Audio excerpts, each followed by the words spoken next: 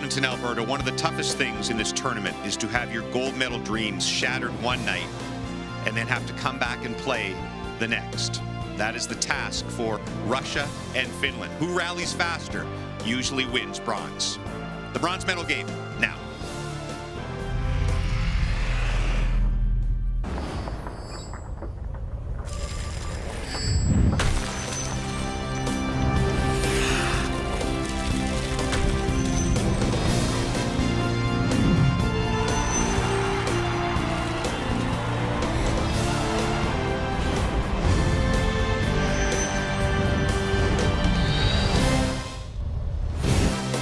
In Alberta, 23 days ago, the 10 teams arrived here for this strange, bubbled, once-in-a-lifetime, we hope, World Juniors. 4 are left, 3 medals to be handed out. Russia dominated last night by Canada, now trying to win their 5th bronze in the last 10 years. Hello, Canada, and welcome to the final day of the 2021 World Junior Hockey Championship. James Duthie along with Bob McKenzie. Canada, U.S. for gold, 4 hours away, but first it is the battle of the brokenhearted. The team that wins bronze is usually the second happiest team in the tournament because it's so devastating to lose in the gold medal game. But losing in the bronze medal game is equally devastating. When you think about it, 3 weeks in the bubble, you get to the semifinals, and then you're the one team that goes home with nothing. Those are the stakes for Russia and Finland today. Gord Miller and Ray Ferraro, get you ready. For the last several years, Russian goaltender Yaroslav Askarov has been considered one of the best young goaltenders in the world. And yet here sometimes at the World Junior, he struggles, right? There are times he is all over the map in the net, and it's really tough to get a handle on what Askarov really is. You talk about the pedigree and the way that people look at him as a legit #1 goaltender prospect in the National Hockey League. He shows it with his reflexes, his quickness, of course, his size. But there are times he's an unmade bed in the net. Yesterday against Canada, he lost his stick a half a dozen times in the midst of play. I've never really seen anything like it. To me, it looks like a goaltender trying to do too much. The development of Askarov from last year to this year has been quite noticeable, but there's another level, Gord, that he's going to have to take to reach the heights of that legitimacy of what people think he can be. Finland and Russia haven't met at the World Junior Championship in any round since the gold medal game in 2016 when Kasperi Kapanen scored the golden goal to give the Finns the gold medal. Thank you, boys. Who does Askarov have to watch out for on the Finnish side? Well, the Finns have a big line, and that big line does most of their offensive damage. And it's led by their captain, Florida first-round pick Anton Lundell, and Ronnie Hirvonen, Toronto Maple Leaf prospect. Lundell was the guy that got the game-tying goal against Sweden in the quarterfinal game in the 3rd period, and Hirvonen scored the game-winning goal that time. Hirvonen scored in the game against the Americans. Their 3rd member of that line, Kasper Simon-Tyvel, he scored 2 goals against the Americans, so they're getting most of that offense from just one line. That's going to be a big one for the Finns. It's been gold or bust for Finland at this tournament for 15 years now. They have 3 gold medals in the last 7 years, but haven't won a medal of any other color in the last 15.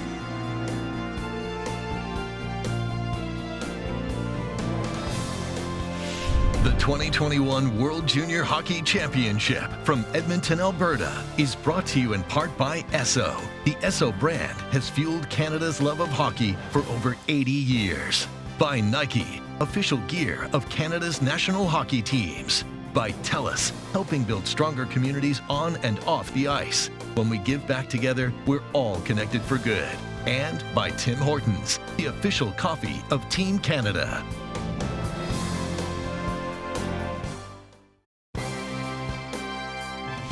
The 2021 World Junior Hockey Championship from Edmonton, Alberta is brought to you in part by Chevrolet. Find new reasons to cheer. Find new roads.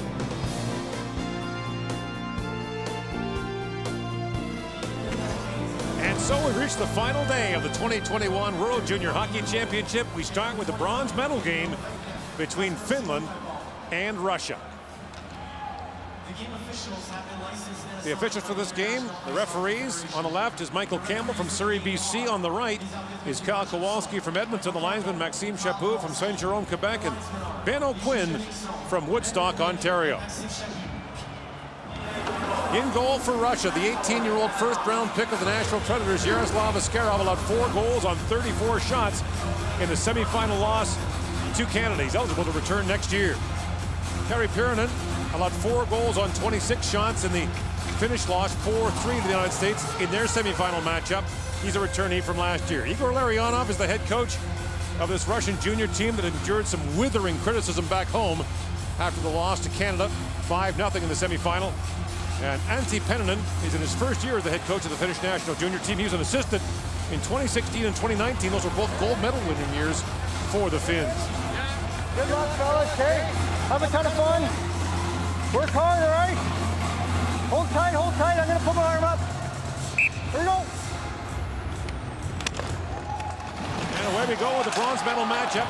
The Russians have played in 8 of them since this medal round format began in 1996.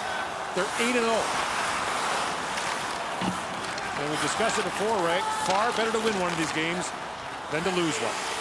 Well, for a lot of players, you may never get to play in another world tournament, to play for your country again. And while it may be disappointing to start and to think about playing in a game that you didn't really want to be in, you'd love to see that medal hanging at home.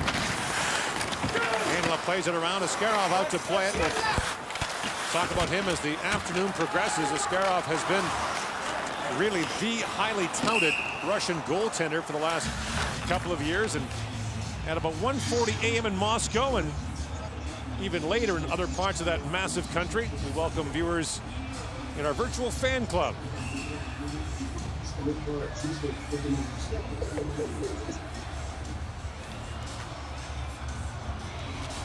Mario wins that face-off back. And here is Kirill Kirsanov, eligible for the upcoming draft for Bardakov. That goes rink wide. Mohamedulin's got it back. Afanasiev slides it across to Kirsanov, fires that down, and Barry Pyronen steers that away. The Russians haven't done much with their lines in the tournament, but they make a couple of changes today as they flip some wingers on the lines here, and Podkolzin will stay with Nadinov, but Afanasiev is on this line instead of Amirov, the Toronto prospect. Arseny Gritsuk, who was a New Jersey 5th-round pick, was injured in the game against Canada, not playing today. They've got his jersey hanging behind the Russian bench.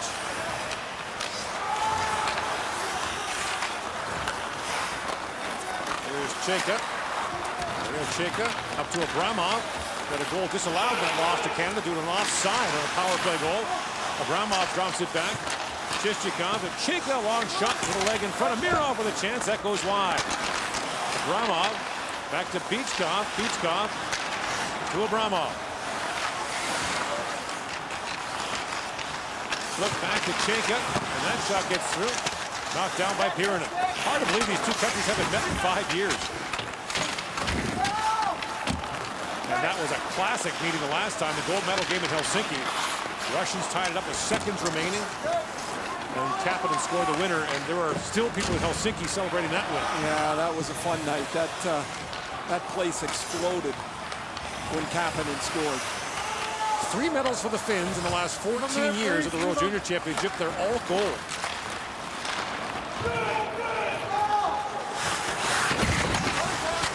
Ronov races to it. Here's Brad Lambert, the 16-year-old, chomps out ahead. He began the tournament, the camp as a 16-year-old, turned 17 a couple of weeks ago, but Lambert not eligible for the draft till 2022. He is such an impressive player. Can't believe he's capable of doing already what he's able to. Hirvonen moves that ahead. Hirvonen, who scored the game-tying goal against the United States with less than 4 minutes to go. But then Kaliev scored the winner. And the U.S. advanced to the gold medal game. And just after 12:45 a.m. in Helsinki, we say terve terve to the fans in Finland. We do? Yes, we do. Terve terve. Hello. Kiitos is thank you. Sure. I tried Happy New Year the other day. That sounded like a car crash. Yeah. And I apologize to all those at Finnish Extraction for my attempt at that. It looked like someone threw Scrabble tiles on the ground when I tried to read it. It just didn't go well. Oh, what a pass. Great pass in. Chinaha works in and shoots. And a great stop there by Pyronen. Chinaha, who missed a couple of games with injury, with a terrific chance in the opening minutes. That pass by Piotta was steered away by Askarov. Ratu had the puck skip away from him. And Kirsanov banks it ahead to Chinahov. Pass out of the reach of Ponomarev. An icing called against the Russians. Kirill Kirsanov makes this unbelievable pass. He sees Chinahov come off the bench, so the Finns don't know that he's there. Chinahov slides in behind him. Maybe a little bit of bother on the way back from Emil Viro, but a nice stop by Pirinen on Chinahov, the first real good chance of the first 4 minutes. Well, Kirsanov's a really interesting prospect, Ray, but even his coach here, Igor Leonov, has talked to him about his fitness level. There is a level where you think you're working out hard enough and you think you're in good enough shape, and you're just not. And that's something Kirsanov is going to have to learn, and he's going to have to learn it quickly because he's got some excellent skill. Samuel Helenius busts in. Askarov makes the stop on that. Larionov proud to say that he is 76 kilos these days, which is about 165, 170 pounds, and that was his playing weight. He looks pretty good, 60 years old. We mentioned there was some criticism. Slava Fetisov was there ever made a comment to the Russian newspaper after the game that he wished he'd never watched the game, and said none of the Russian players could have made the Canadian team. We're frustrated. 1 gold medal in 18 years. I just found it, well, A, not true, but B, just completely out of whack. You know what, it's a lot easier making the criticism outside the fire than standing in it. And I found it to be a bit of a ridiculous comment for him to make. Abramov works it down after this, able to shot tipped in front by Podkolzin off the post. Here's Kirsanov with it. That was a nice play. The zip pass across the front by Afanaseyev, and Podkolzin's deflection just off the pipe and wide. Now Kirsanov works in, drops it off, and a shot by Amirov is blocked. Poked up by Anton Lundell. The Finnish captain was a member of their gold medal winning team 2 years ago in Vancouver. Abramov works it and shoots, and Pirinen hangs on to that. The fiery Podkolzin gets to the front of the net, and he's got a stick down. He's leaning hard on it. The deflection is a terrific one because he can't really see the puck. This is a great pass by Afanaseyev. He finds Podkolzin's stick. You can see he can't see it. All he's looking at is Emil Viro, and he hears it go off the post and knows it's in the corner.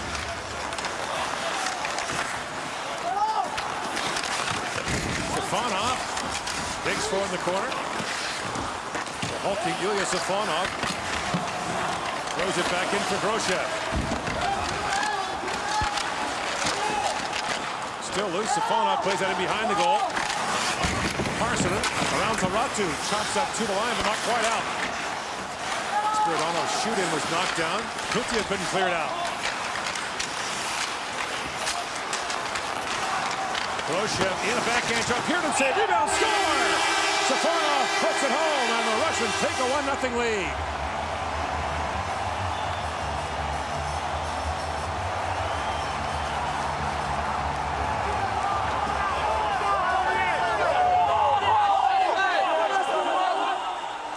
Ilya Safonov, his second goal of the tournament, gets to the front of the net to chip away a rebound that Pirinen shouldn't leave.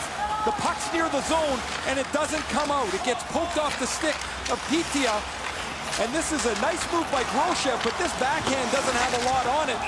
Pirinen doesn't handle it very well, and this is really good work here by Groshev to keep it alive, but that rebound's got to be handled. It's not, and before Piotta can lean on the rebound, Safonov's got it in the back of the net, and the Russians a 5-0 shot advantage and a 1-0 lead.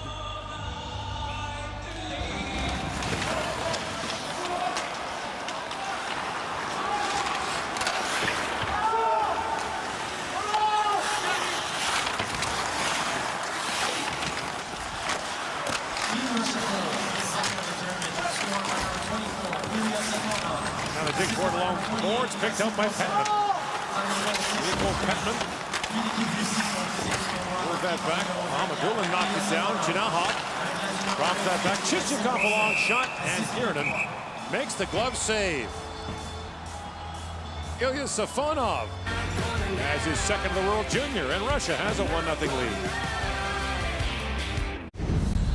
We'll get another look at the goal here. Safonov, the goal scorer, is in the corner. Watch number 10, Putio. He takes a shoulder check. He knows he's there, but then he turns to find the puck, and when he turns, the rebound goes to Safonov, and Antti Pennanen not very happy with the start of his players as they've stood around, been outshot 6-0, and very un-Finn-like lack of compete so far in this game.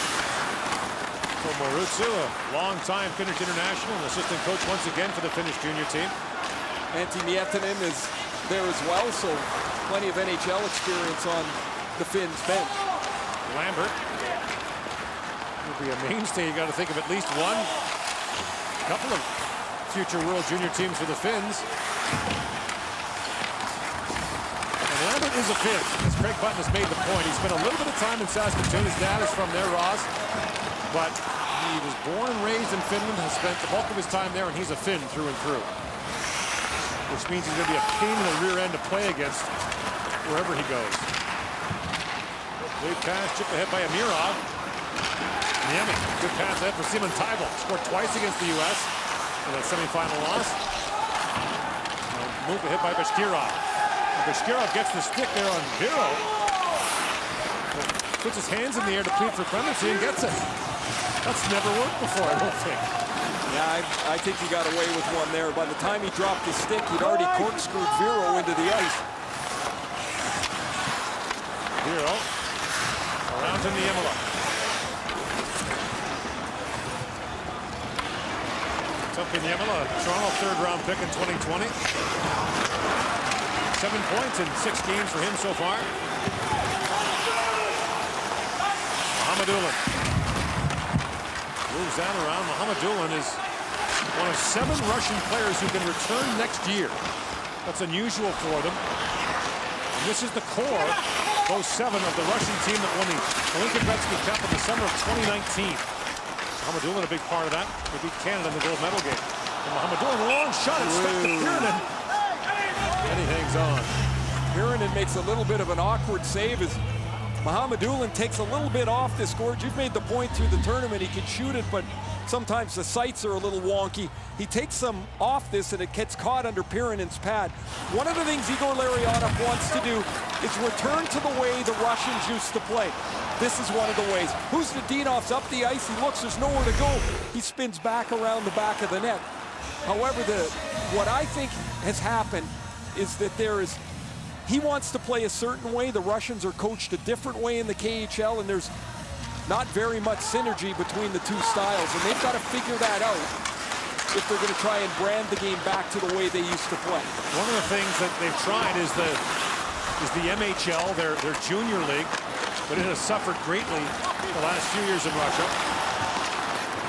Shinahov centers it, Podomaryev in, fires that wide.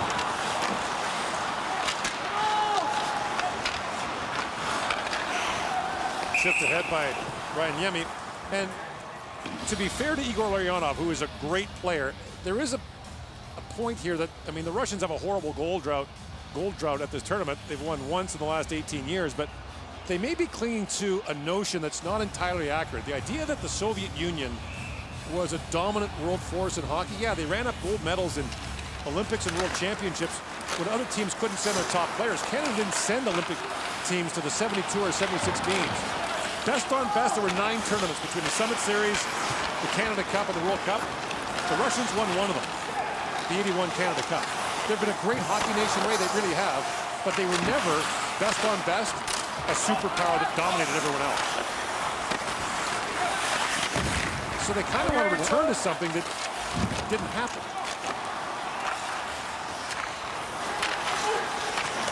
Long shot at the side of the goal, taken there by Heinola.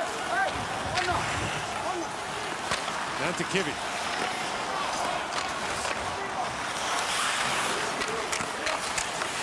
Kusnedinov tried to poke that head for Podkolzin.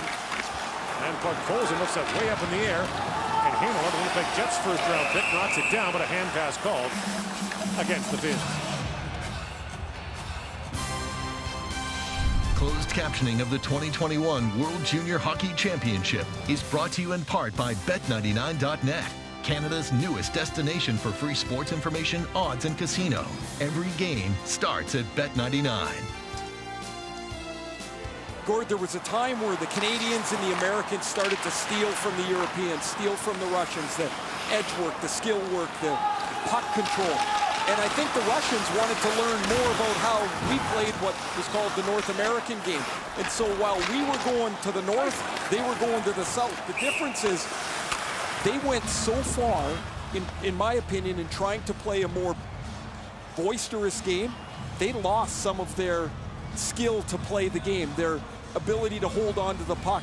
They've dumbed the game down to a point that Larionov wants to change and wants to go back the other way. So in my opinion, you basically have two theories fighting against each other. The problem is it's in the same country. Like, there is no one direction. And in a mammoth country like Russia, you can see where the problem lies. 9:43 to go here in the opening period. Russia has a 1-0 lead in the bronze medal game. Still to come tonight, the gold medal game at the World Junior Championship. The 5th time since 1996 in the medal round format was put into play that the United States and Canada have met for gold at the World Junior. Canada won the first one, the first meeting back in 1997. That was Mike Babcock behind the bench, Joe Thornton, the star for Canada. The United States has won the last 3. In 2004 in Helsinki, in 2010 in Saskatoon on a golden goal by John Carlson, and in 2017 in Montreal in a shootout, which will not take place this year. No more shootouts in the gold medal game. With all due respect to the 3-game winning streak, Gord, the guys from 04 are 35 years old. In other words, Zach Parise said, no, I'm going good for us. Yeah, I don't know that it's much like the Swedes' early round, regulation round, 52-game winning streak. That didn't really have anything to do with the guys this year. It is funny, though, you know, we've talked about the Russian medal drought. Even though, obviously, they're not part of the whole thing, it becomes part of their story. They get asked about it so much. I mean, you know, in Sweden, they ask those guys all the time about the failures in the medal round. Some 17-year-old who wasn't born when all those things started is being asked about why his team can't win in the medal round. Well, maybe this year's team did them all a favor. They lost 2 games in the preliminary round, and the streak is no more. Harsonen works it and shoots. Gets the rebound, so was that towards the goal, and it's gloved by Askarov. There's a glove save for Askarov, and he catches it, which yesterday was a problem for him. I just find that here's a guy with great athletic gifts, and he's just far too busy in the net. There's too much movement, too much up and down, too much side to side. He's a big guy. If he could get himself set in the net, and I think that's clearly will be the objective of the Nashville Predators, is to get him set and to accept the puck instead of trying to attack it all the time in the net. Kalenius gets spun around in the corner.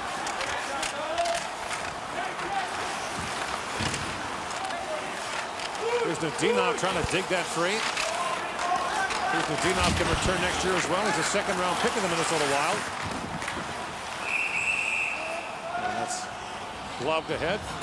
And play is called. And Ray, the first time I saw Askarov was a couple years ago at the Hlinka Gretzky Cup. And, you know, Russian hockey people are talking about him as being their future national team goaltender for a decade. He's had unbelievable results at under 18s. I mean, I think probably another point to recognize is he's likely going to be back next year. Barring injury. Right, so what do you think the development curve will be from 17 to 19? Here's a long shot that's knocked away by Askarov. For an athletic 6'4" goaltender. Well, you've talked about it so many times, Ray, the difference between an 18-year-old player and a 19-year-old player is so immense. It's no different for goaltenders. Well, the difference will be in that year, will he learn more patience? Can he be a little more calm? Because the physical gifts are there. The other thing I'd work on his catching hand, because he drops too many pucks into a dangerous area. Abramov centers it, tip wide. As Amirov got a stick on that. And now in front of net, Knyazov is into it with Piotta, and they're fencing with each other. Abramov with it. Spins back. Long shot tipped in front. Rebound. Oh, what a stop by Pirinen. Point blank. Turns away Amirov.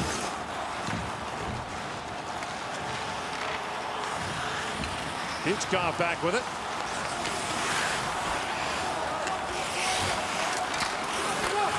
Chayka. Up for Stefanov. Knocked away by Grosjean. Simon Tybel. Plays that back down. Hirvonen. Banks it back. And that shot by Viro deflected down. Askarov steers that away.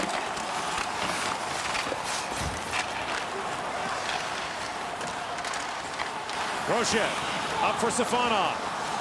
Works in and dribbles down to the goal mouth. It's knocked away by Niemela. Hirvonen winds his way through center ice. Ahead for Simon Tybel. Simon Tybel holds, shoots, and Askarov through the screen of Viro makes the stop. Well, again, Askarov's able to smother it, catch it, and hold it. Here's a dangerous chance in front of the net as Bashkirov's tip goes right to Amirov. He just shovels it at the net.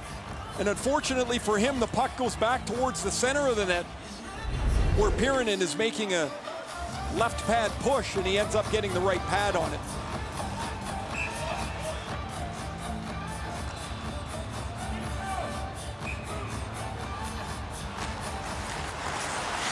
Now, a long shot taken by Mikko Kokkonen, one of 3 Toronto draft picks on this Finnish roster. By the way, if you talk to people in Finnish hockey, their rivalry with Sweden, that's like brother versus brother, big brother versus little brother.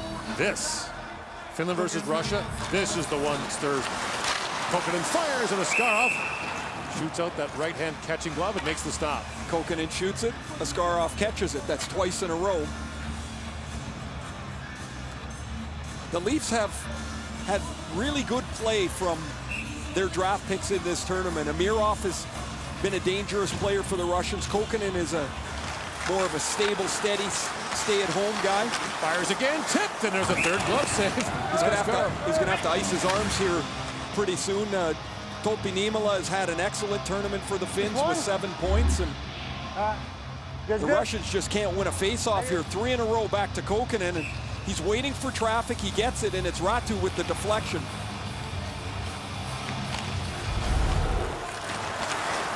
Yaza. Chinahov, and that pass knocked down by Ratu.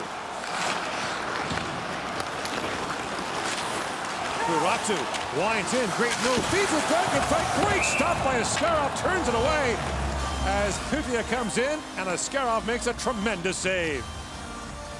Well, this has turned into a pretty darn good first period here. What an outstanding move here. Out on the right by Ratu. He slides this perfectly. He's got 2 choices here, and Parssinen gets his stick on it. And Askarov shows his lateral mobility going side to side and makes a terrific stop. This is the up and down of Askarov. From yesterday to today, it's like 2 different guys. Chayka, should mention that the Russian goaltending coach Nikola Habibulin is not at the tournament this year. Habibulin's father passed away in early December. Askarov, will look out, almost put that in the stick of Korhonen. It is somewhat funny that last year, driving to the tournament, after watching your son play in Berlin, I told you how great Askarov had been. And you told me after the game that he got yanked in that opening start against the Czech Republic to never tell you about goalies again. Yeah, your days as a goalie scout are in jeopardy.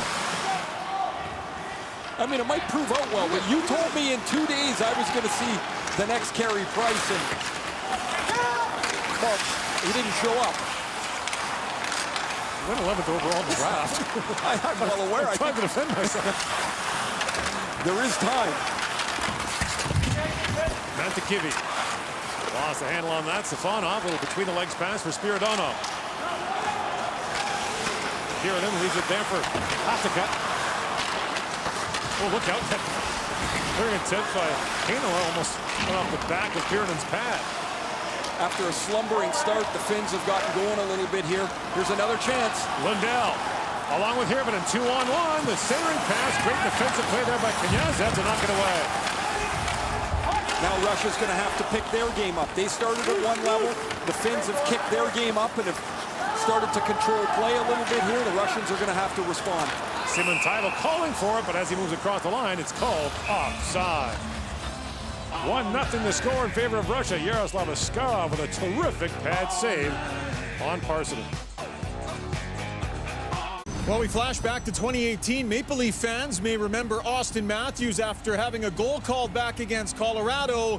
Well, the next time around, he made darn sure everybody knew that, yes, it was in. Well, earlier in the tournament, Leafs pick Rodion Amirov, same idea, has a goal called back and then scores and, yes, gives the signal. Couple of goals, 6 points in the tournament so far for the Leafs, 15th overall pick, Gord.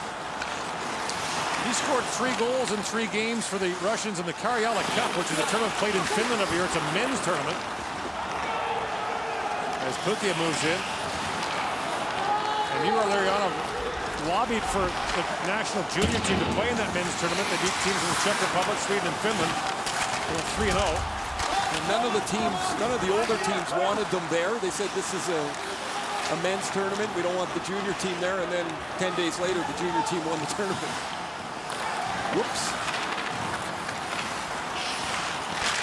You can identify, remember when you put in the World Championship and you saw 3 kids with full shields on. I thought, we were like, who are these guys? They all had cages. They're just kids. And then when we couldn't catch them, we started to find out who they were, and they were Larionov, McGillney, and Bure, and or Fedorov rather. We're like, man, where they came from. All I know is Kirk Muller and myself and John McLean, we were no match for those guys. And we'd come, myself and McLean, I believe McLean had 40 goals that year. I know I did. And all of a sudden, these guys are just flying everywhere. And we're like, who are these guys? it's the difference now in that people know each other so much better, right? Yes. Between the under-18s, the junior, you know, so many Europeans play North American hockey.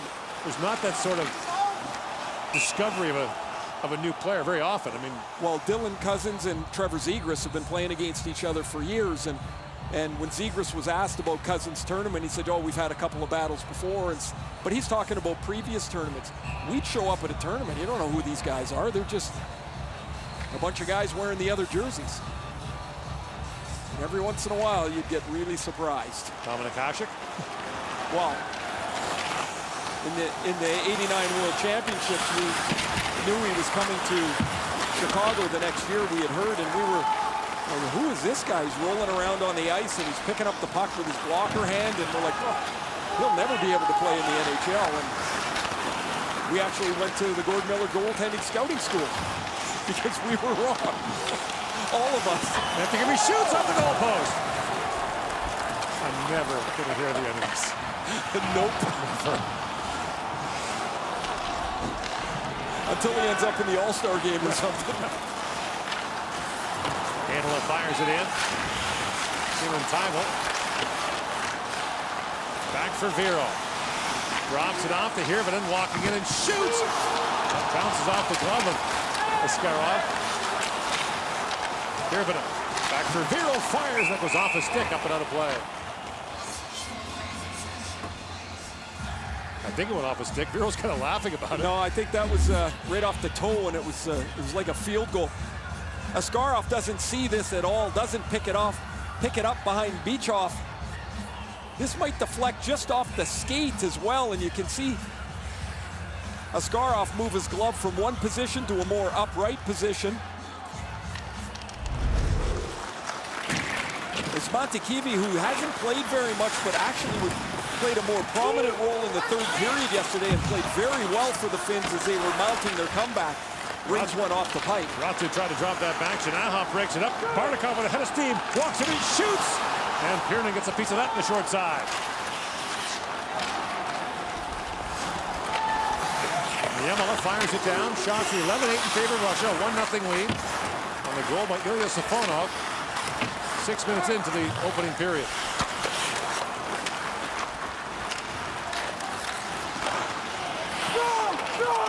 Shanaha plays it in.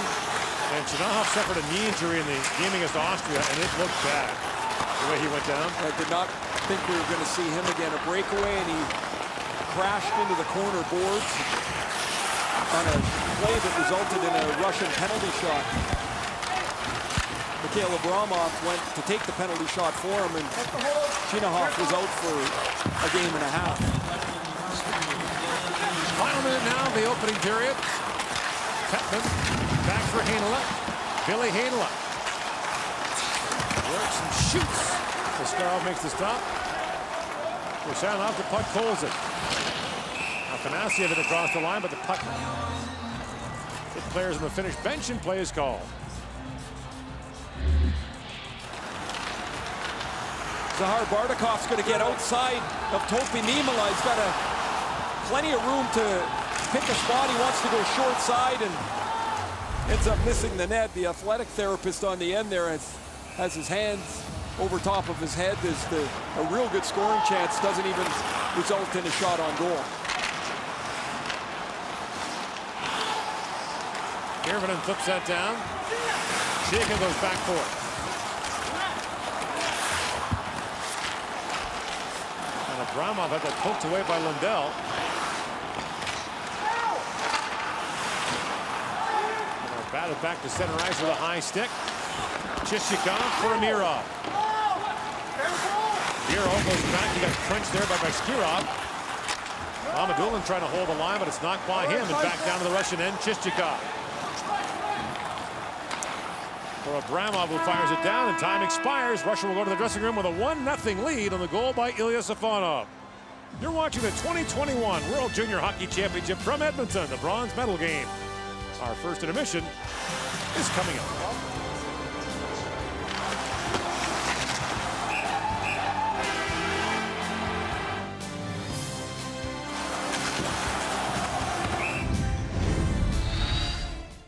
Greg Westlake supports the Hockey Canada Foundation Assist Fund because he knows when we help kids get on the ice, there's no limit to the power of play.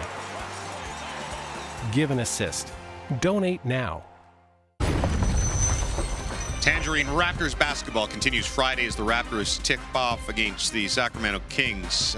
Man, rough start. 1-5 the Raptors are right now. Trying to get things going. Coverage begins 9:30 Eastern, 6:30 Pacific on TSN.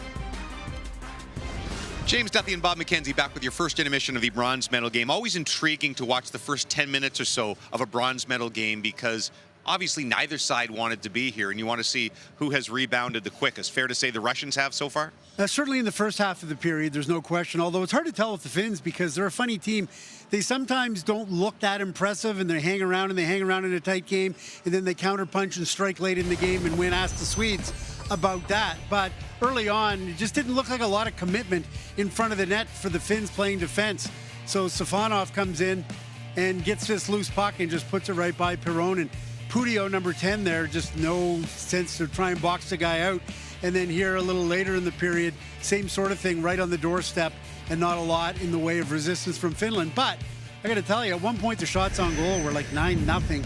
And that was like midway through the first period. As the period wore on, the Finns started to generate, and Askarov actually had to come up with a number of half-decent saves. So the Finns may yet have their best game coming. But this is a funny Finnish team too, James, because it's a top 6, bottom 6, but even in the top 6 configuration, their second line hasn't generated much of anything offensively. It's been almost exclusively their top line, so goals are hard to come by for this team. And the Russians, even though they consider themselves a world power and they're really disappointed about what happened against Canada, they have been able to always bounce back in the bronze medal games, again going for their 5th bronze medal in the last decade. Daniil Chayka, the defenseman, with Ryan Rashad. Well, Daniil, a close game through 20 minutes of play. How do you think your team played in that opening period?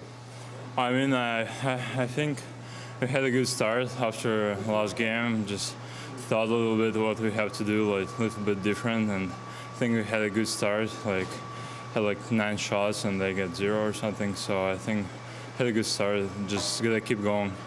Finland came back against Sweden, almost came back against the United States. How aware are you that they never seem to be out of games? Yeah, of course, you know it. Like they play like until the last minute of the game. Like they had 2 good games when they came back. So yeah, just gotta be careful and just keep our game going, just play well, and that's it. Thanks, Daniil. Thank you. All right, up next, we'll get you ready for the gold medal game. Quinton Byfield didn't play a shift in the gold medal game last year. That will not happen tonight. Expected to play a key role. We'll hear from him next.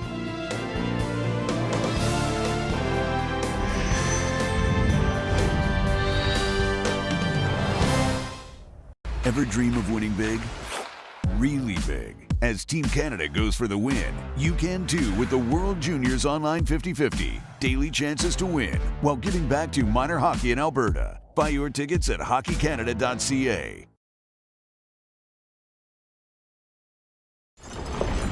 Time now for the World Juniors High Performance, fueled by Gatorade. Oh, look out. Turns, Zimmerman, Cousins works in, little backhand shot, scores! And Dylan Cousins gets one for Canada. Terrific player for the Finns here in the tournament. Turn it over. Now Dylan Cousins in, shoots, scores! Dylan Cousins fires it home, and once again, Canada strikes early. In comes Zegras. Flips, oh, that's it. He roofs that right under the post. And Zegras has another, drops it off at the line, gets the return pass, and a wide open net for Trevor Zegras. The World Juniors High Performance, fueled by Gatorade.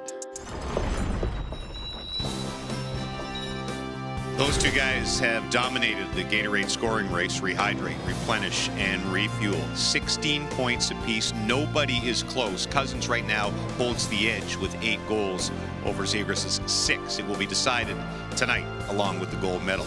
Quinton Byfield tied for 14th in the scoring race. He's with Mark Masters.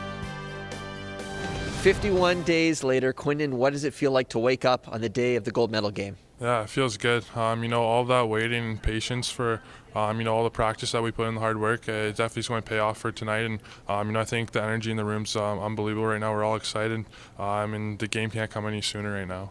You are a returning player, but you did not get the chance to play in that gold medal game last year. What's your personal sense of anticipation? Yeah, I'm definitely excited to get, my first shift in the gold medal game, and I just want to get involved right away. Just get a hit, just make a play or something, and just quick changes, and kind of just get my first shift under my belt, and I think the rest of the game will just come to me after that. What did you pick up watching that gold medal game? What stood out to you? I had the best seat in the house for sure, but I think it was an unbelievable game to watch, and just the comeback and how much effort that we put in, and all the sacrifices that we made in that game, and just even though that we're down, just the drive that we had to come back was unbelievable to watch, and just to be a part of that was super exciting. This will not be something the coaching staff is talking about with Quinton Byfield and the players. It's the last thing they want them thinking about, but we're allowed to. We're allowed to look forward if Canada is to win this hockey game, and it's a big challenge. What does it mean historically for this team? Well, you're right. The players have to stay in the moment, so does the coaching staff. But us, we can do anything we want. Historical perspective, you're right. When you talk about the greatest national junior teams of all time for Team Canada, 2 immediately come to mind. 1995 in Red Deer. We call that the O-Dog team. Oh, he calls it that. We do not. Is that O-Dog there? No. Yeah, there he is. Yeah, with the helmet. He's the only guy with the helmet on. The only guy with the helmet, the fishbowl. The 2005 team with Sid, Patrice Bergeron, Corey Perry, that third line. Those are the 2 greatest teams of all time. If this team, and I say if, wins the gold medal tonight, and even however they do it, they would enter into the conversation for best team ever, because they've been dominant here in every way, shape, and form. And if they come home with the gold medal, they're in the same class as 95 and 2005. And it's no coincidence, no NHL those years. Right. 95 lockout, Dream team 2005 scenario. lockout this year. Only in 2013, in the Dream Team scenario, did Canada not win a medal. The Russians trying to win a bronze and up by 1 in the bronze medal game of the 2021 World Junior Hockey Championship. Second period just ahead.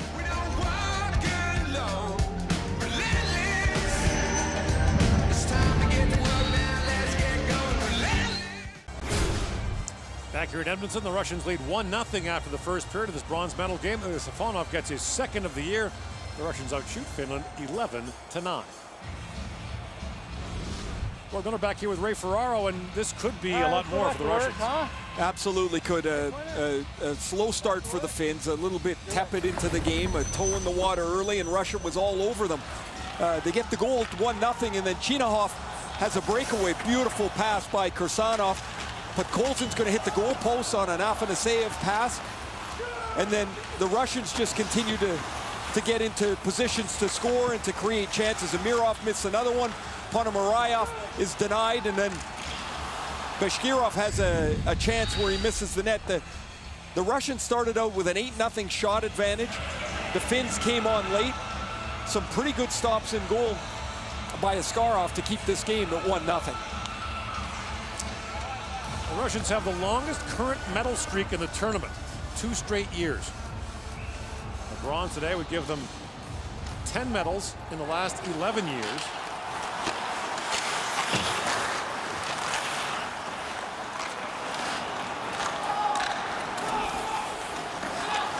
Russia won 7 of the first 9 World Juniors, and Janahov is taken down by Heinola. That's going to be a penalty to Heinola. Is it 2 or 4?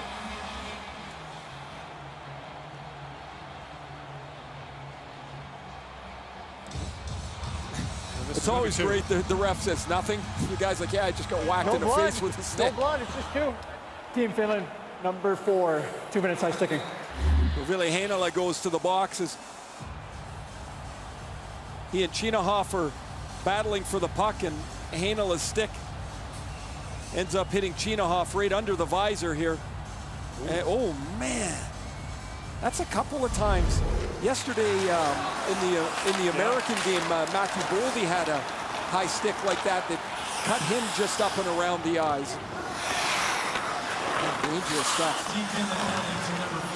That's the first power play of the game. The Russians are 4 for 14 in the power play in the tournament. The Finns have allowed 4 goals on 21 opposition attempts. Chinahov threads that pass ahead. Amirov slides it across. Dinov shot. Kiernan makes the save. Podkolzin was parked in front. Vasily Podkolzin, by the way, becomes the 6th player in World Junior history to play 21 games at the World Junior. Valery Bure was one of them. Or, sorry, Pavel Bure is one of them. Pavel Bure scored 27 goals in 21 games at the World Junior. He had pretty well outgrown the tournament by the time he left. He didn't score in the last game. It wasn't a gold medal game back then. It was the last round robin game against Canada to decide the gold medal in '91, 30 years ago. Chris Draper got the checking assignment in that one. Chinahov, a centering pass. Took wide by Husnudinov. Rice, Draper, and Sillinger got that checking assignment against the Bure line.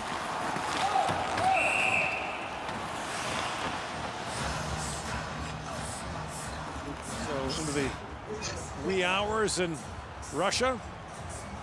Everyone's still wide awake.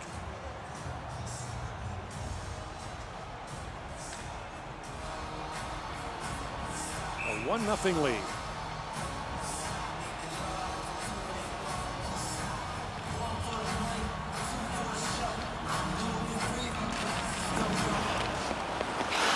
Here's Vero back with it.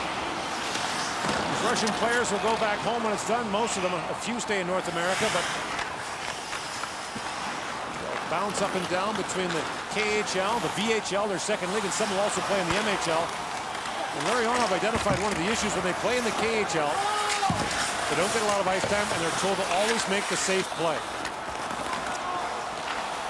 Mohamedulin, fans of that one-timer. Mohamedulin lays it back. But of course, you've got different coaches with different objectives. They're not developing in the KHL. They want to win, and they have to win because they fire coaches at an alarming rate in that league.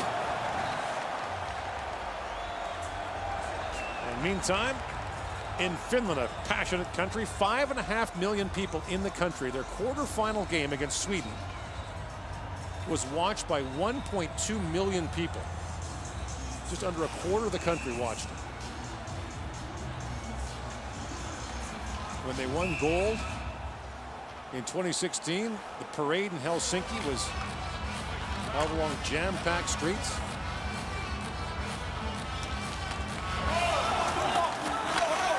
That 2016 year was unbelievable for Finnish hockey. They won the under-18s, they won the World Junior, they got to the gold medal game of the World Championship before losing to Canada. Had they won that World Championship, they'd been the first country to hold all 3 titles at once. They're the reigning world champions. They won it in 2019, along with the World Junior. Of course, there was no World Championship played last spring. It is tentatively scheduled for Latvia and Belarus in May of this year.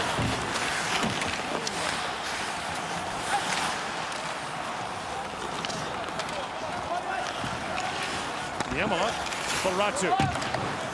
Wrist that down. Kalenia's back on it. Kalenia's there with Kirsanov.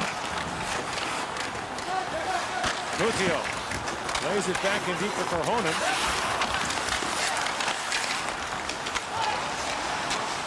Viro walks in and shoots. That was tipped in front by Petman and went just wide.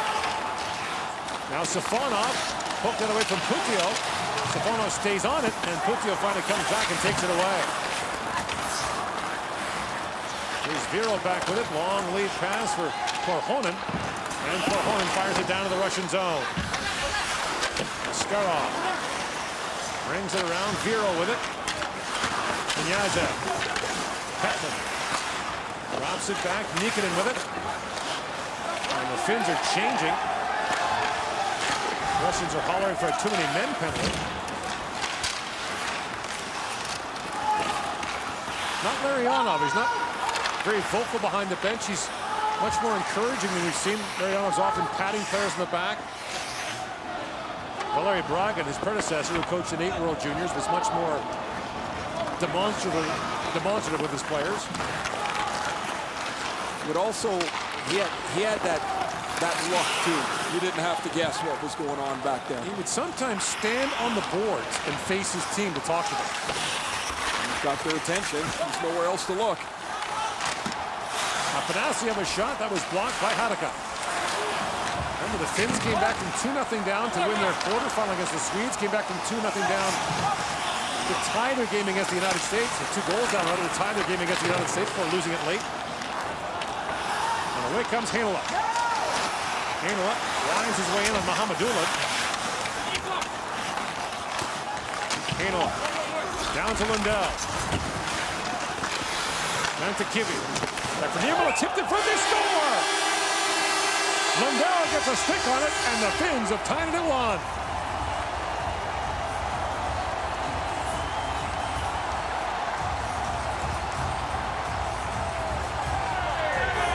The 1-goal deficit, that's child's play for the Finns. As you mentioned, Gord, they do it all the time.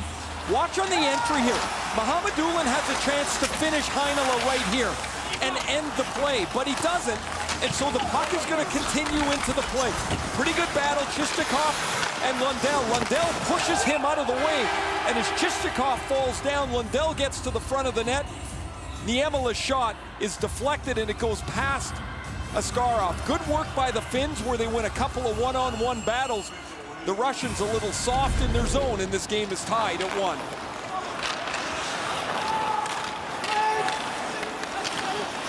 Here's Kokkonen with it. And that centering pass was deflected, and stepping into that was Bashkirov, who hammered that on goal and appeared and made the stop.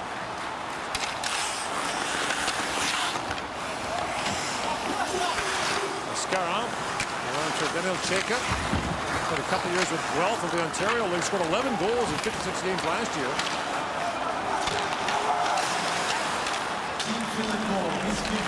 Cheka's 18, eligible to return next year for the Russians. They mentioned 7 of them can come back. The Finns can bring back 12.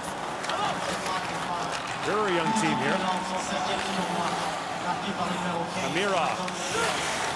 Long shooting, gloved by Piernan, drops it down. And they actually said he held it long enough to get a whistle. And play is stopped with 5:57 gone here in the second. There's the Finnish captain, Anton Lundell. That battle in the corner as he gets out to the front of the net before Chistikov, who had to pick himself up off the ice so he can't box Lundell out. Lundell gets to slide to the front of the net, gets his stick on the puck, and the Florida Panthers first rounders on the board again. That's his 5th goal of the tournament. Off the draw, rolls through the crease. Giro with it. Got up by Chinahov. And Kirsanov back to pick it up.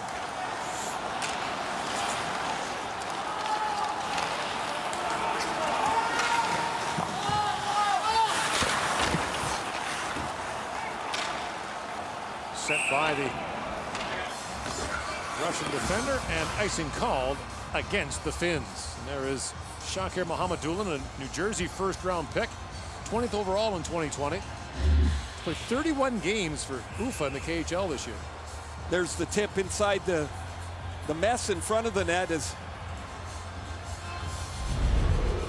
a frustrated look from the bench, but the players weren't boxed out. The Finns were allowed to get to the middle of the ice, and the deflection made the game, or made the shot much more difficult for Askarov.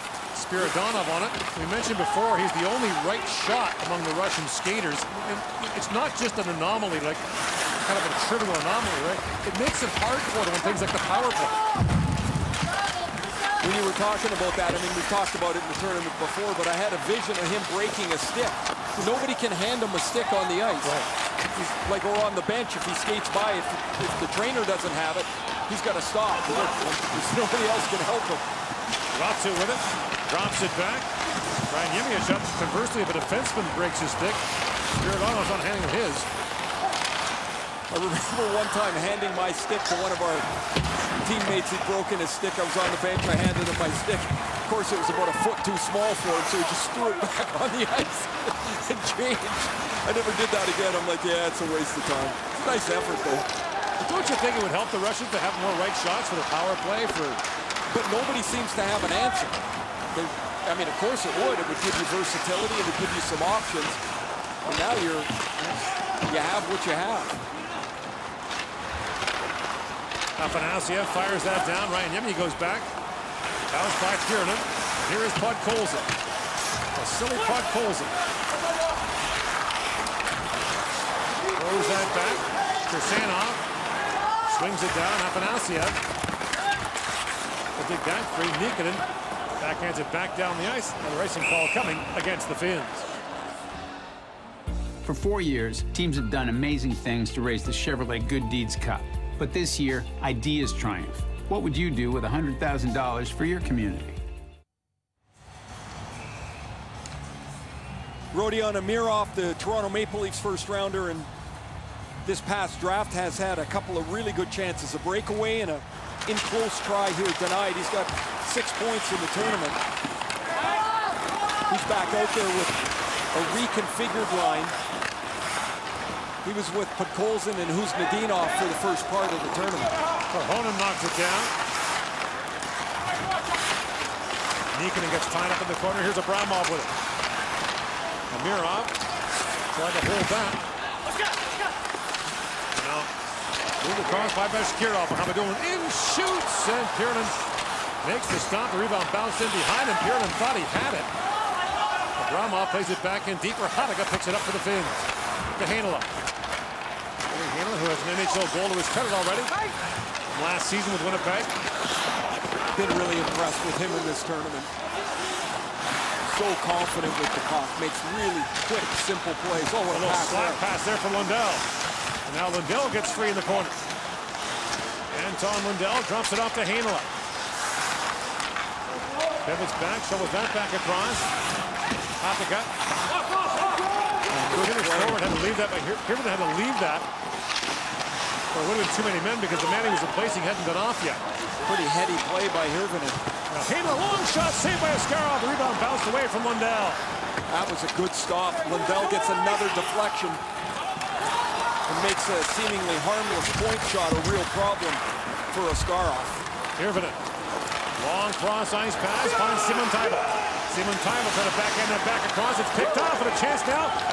Back comes Bardakov the other way. And Hattaka closed quickly on him. Bardakov centers it. Konomarov's shot is blocked in front by Hattaka. Bad time for a breakaway for Bardakov. Totally out of gas at the end of his shift. Parsonen works his way in. And Kirsanov rides him off the puck.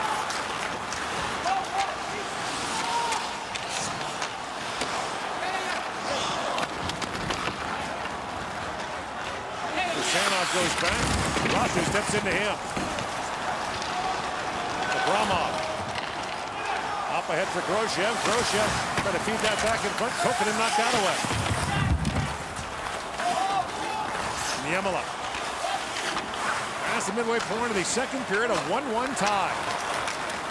Kokkonen. Up ahead for Helenius.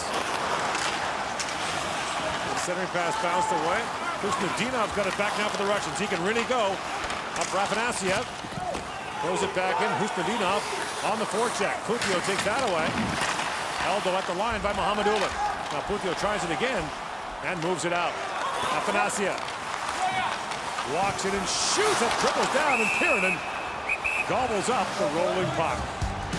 9:03 to go here in the second period. It's a 1-1 tie between the Finns and the Russians.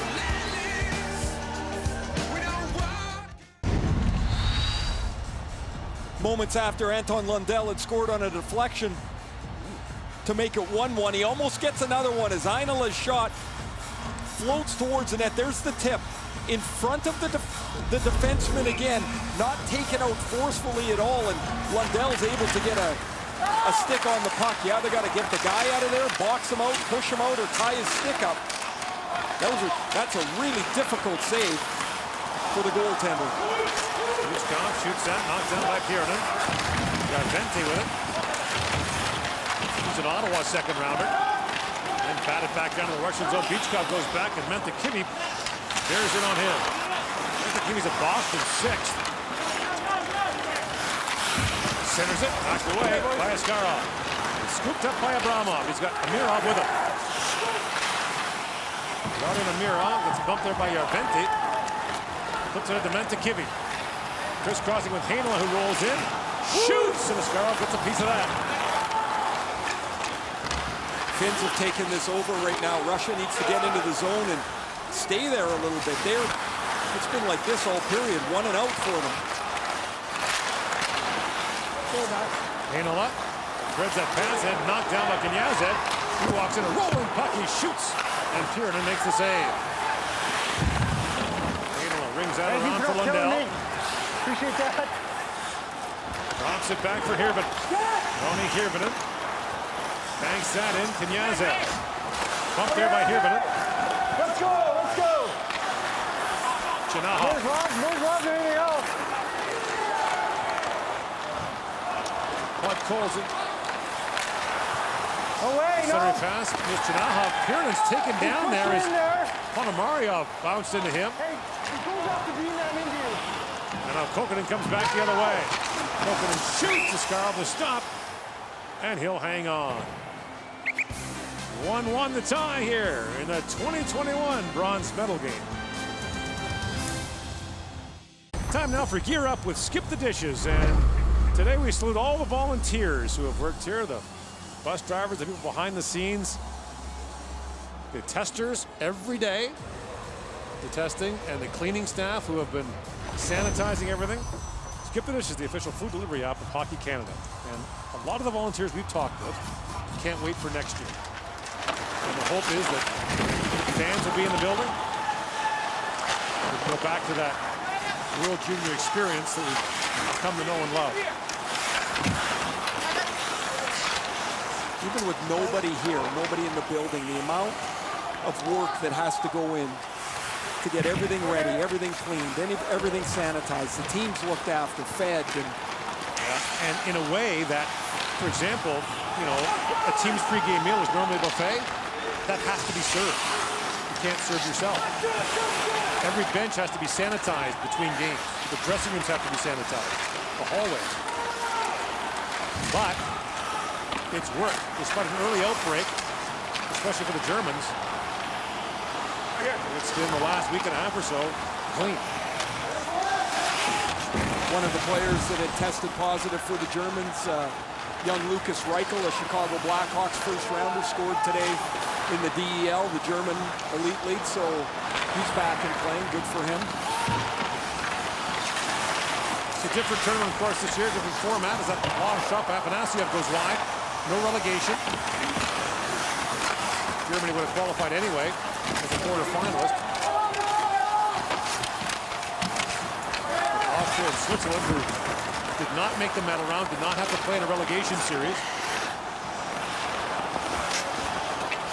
because there was no promotion tournament played. Moved in by Amirov. Shoots. He whistled that wide. Bashkirov waits for it. Bounced by him, and Kirsanov back with it. Bashkirov Try to ring that back in. It deflects over the glass and out of play. 5:28 to go here in Edmonton in the second period. It's the bronze medal game of the 2021 World Junior.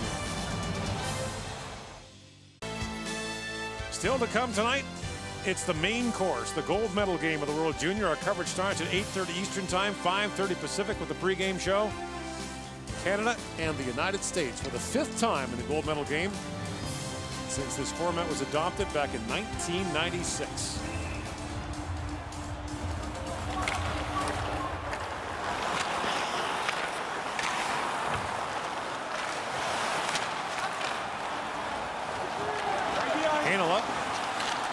Winds his way in, but the play is offside at the Russian line. Drafted in the first round of 2019. Ville Heinola, as you mentioned, Gord scored his first NHL goal last year, and he's got a bright future in front of him. His control of the game and vision on the ice allows him to, for not a very big guy, to keep himself out of trouble. Look at that little flip pass and Simon Tybal's in the zone. Hey, no, you quit on the play. As soon as you feel pressure, you quit. Move your feet. That was referee Kyle Kowalski talking to Bardakov from Russia, who was asking for a penalty.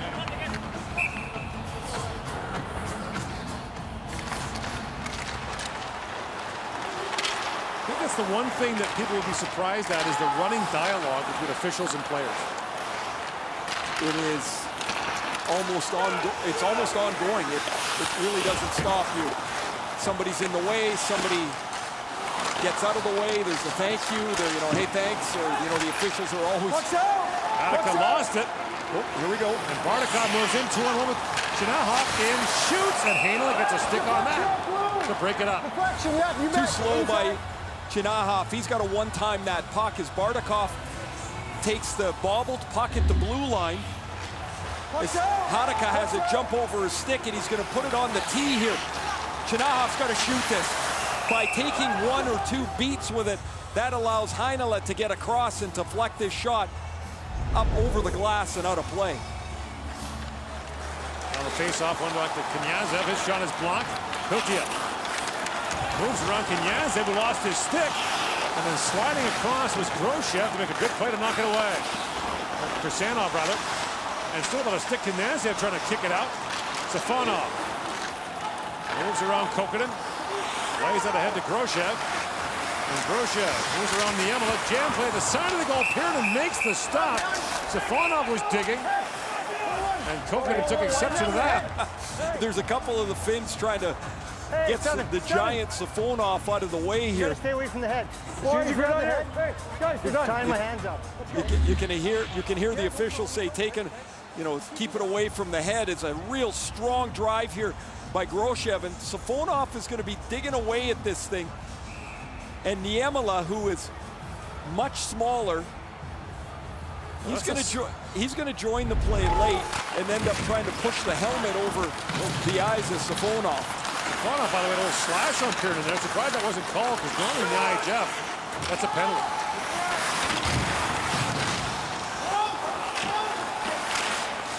Shishikov tied up by Korhonen. And the puck loose along the boards.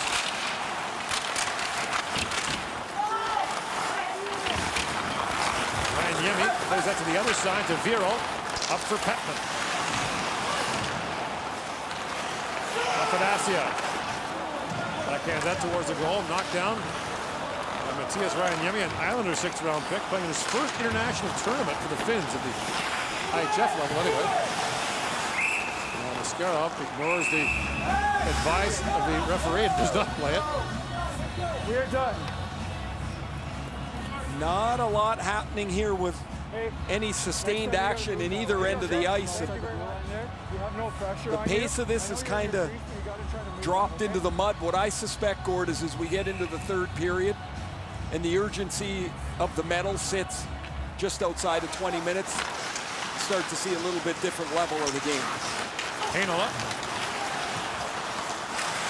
works that back around, pivots away from Bashkirov. Still on it. The edges and puck control by Heinola. No, Abramov's got it for the Russians. To the line, not out. Nikinen shoots that back in. That hit the Skirov and staggered him a little bit. Back at the point, Hatakka across the Heinola towards the goal. Great deflection by Nikinen. Loose puck in front. Nikinen's down. Askarov makes a pad save. And the Russians flip that to the sideboards as Chayka knocked it away.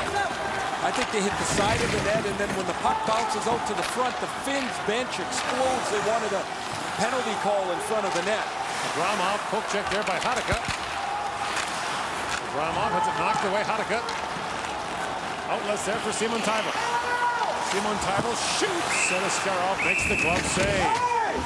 And now Hatakka in with Knyazov. These two are going. Thank you very much. Let's go. Here's this latest play. The puck is deflected by Nikinen, shot off the side of the net, and the Finnish bench wants the penalty right in front of the net. Not the Kidney was dumped. So now we got Finland, 3 Russia, each 2 minutes left.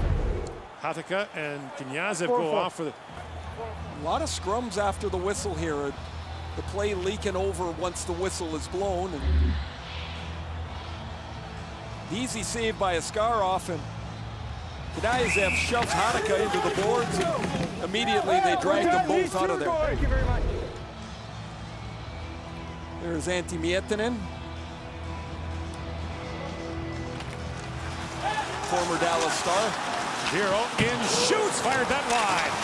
Now Lundell back on it, so 4-on-4 here.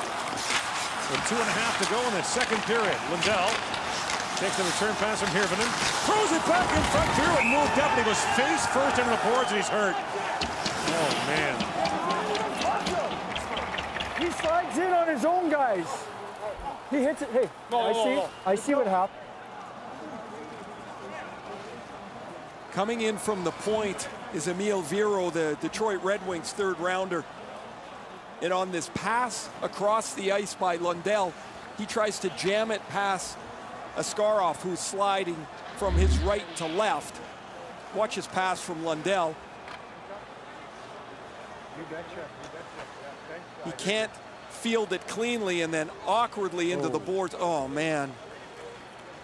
The puck is just a little bit in front of him. He wants to stop it with his skate so he can shoot it, but his own stick gets tied up behind his left leg, and now he's got no way to slow himself down, and he's holding his low back as he goes off the ice here. Heinola is talking to Michael Campbell. And that play happened so fast, and you just have no way to protect yourself if you can't get your hands up. It looks like he's okay somewhat, I guess. Conversation continuing with the Finnish bench. Kokkonen works it back around. 1.5 to go in the 4-on-4. 2 to go in the period. Kokkonen walks right up. Poke check by Askarov. Well, Kokkonen had totally lost the Russian defender. He was all by himself, and Askarov with a nifty little poke check. Kirsanov spins back, being watched by Parsonen. The shots were 8-0 at one time. The shots now are 18-18 as the Finns have really controlled this second period. In comes Podkolzin with it. Podkolzin steams it and shoots. Pierden makes the save. The puck's still loose, and Pierden can't find it. A rugby scrum in front of the Finnish goal, and the puck squirts straight. Hutia drops it back to Parsonen. Feeds that back to Niemela. His long point shot knocked away by Askarov. And moved out by Chischikov.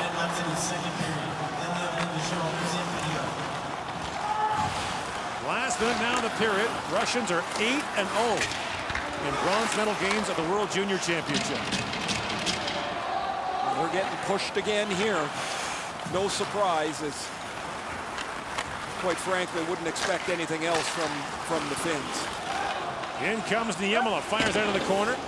Goes after his own shoot-in, crisscrossing with Lundell. And Lundell chips that to the corner. Anton Lundell. And that knocked away. The two penalized players step back on the ice. Bashkirov. Up for Beachcom, the pass missed, and icing called against the Russians. 25-17 back. Three. The Russian captain, Vasily Podkolzin, takes his puck at center ice. Now he's got a head of steam, and Heinola can't get up tight to close the gap. So now he's got to try and accept the hard charging Podkolzin, who drives around the defenseman, gets to the crease, and a really strong save by Pirin, and he's got to get the right leg out and be strong enough to hold that bid away. Korhonen shot, saved by Askarov. Amir up to the line, but not out. Hatakka throws that ahead, and now Heinola back with it. And time winds down here in the second period. Finland and Russia will go to the third, tied at 1.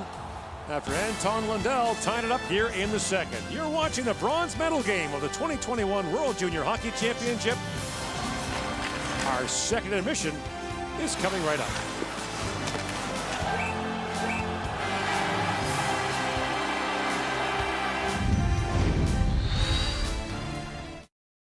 Proud premier partner of Hockey Canada, Tim Hortons has supported minor hockey for over 35 years through the Timbits Hockey program and its commitment to developing teamwork, confidence, and social skills in an inclusive environment. Timbits Hockey, where the first goal is having fun. The NFL playoffs kick off Saturday, 1 p.m. Eastern, 10 a.m. Pacific, with the all-new expanded wildcard weekend. Somebody needs a drink. It's going to be great. Do it, Bobby. Wildcard weekend, be there. Ravens, Titans, Bears, Saints, Browns, and Steelers also on board for you. I made it through 3 weeks in the bubble and apparently have lost my voice just before the gold medal game. Now we're fine. It's okay. He's tested every day. It's just a little piece of a power bar stuck in the throat. Careful to do that before you come on and do a segment with the legend Bob McKenzie. You called this in the first intermission. This is what the Finns do. They were down 2-0 against Sweden, come back and win that game in the quarterfinals, down 3-1 to the Americans, come back and make that a game before falling in the last minute. And so this is pretty much the Finnish script, isn't it? This is even better. They're ahead of schedule. They don't even have a hole to crawl out of here. It's tied 1-1. You know, and it's funny, when you look at the offensive output from this Finnish team, it's really one-dimensional, really top-heavy. You've got Anton Lundell, who scores the goal in this period. You've got Kasper Simon-Taival, who plays on a line with them, Ronnie Hirvonen for the Toronto Maple Leaf prospect. That's their top line. You get Topi Niemela, you get Ville Heinola, Winnipeg Jet first rounder, and Niemela, Toronto Maple Leaf second rounder. That's where the vast majority of their offense has come from. So if you had said to me before the tournament began, Finland's only going to get any appreciable offense from basically 5 players at the top end of their lineup. Right. And they're going to be going into the bronze medal game tied 1-1. It's really unusual at this level for a team that lacks the offensive depth, because the Russians have a deep team offensively. Canada's got one, the U.S. has one, and yet the Finns are still in there in that group of 4. And the Swedes are on the sidelines with probably a deeper, more skilled group than what the Finns brought here. It goes against all logic, but nevertheless, here we are, and they've got 20 minutes to try and find that extra goal. And you always find, no matter how disappointed teams are to lose in the semifinals, it's about now, in the third period in a close game, where they realize the bronze really does mean something. We'll see what happens between Russia and Finland, but we're all waiting for this one.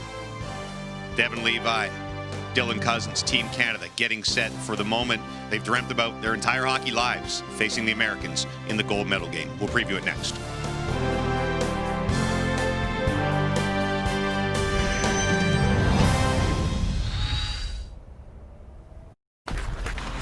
Character, integrity, respect.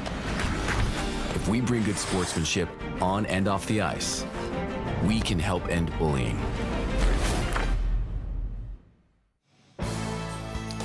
Looking for behind-the-scenes access to Team Canada, the 2021 IIHF World Junior Championship, up-to-date information on the return to hockey across the country, and great stories from the Hockey Canada community, plus much more. Visit hockeycanada.ca.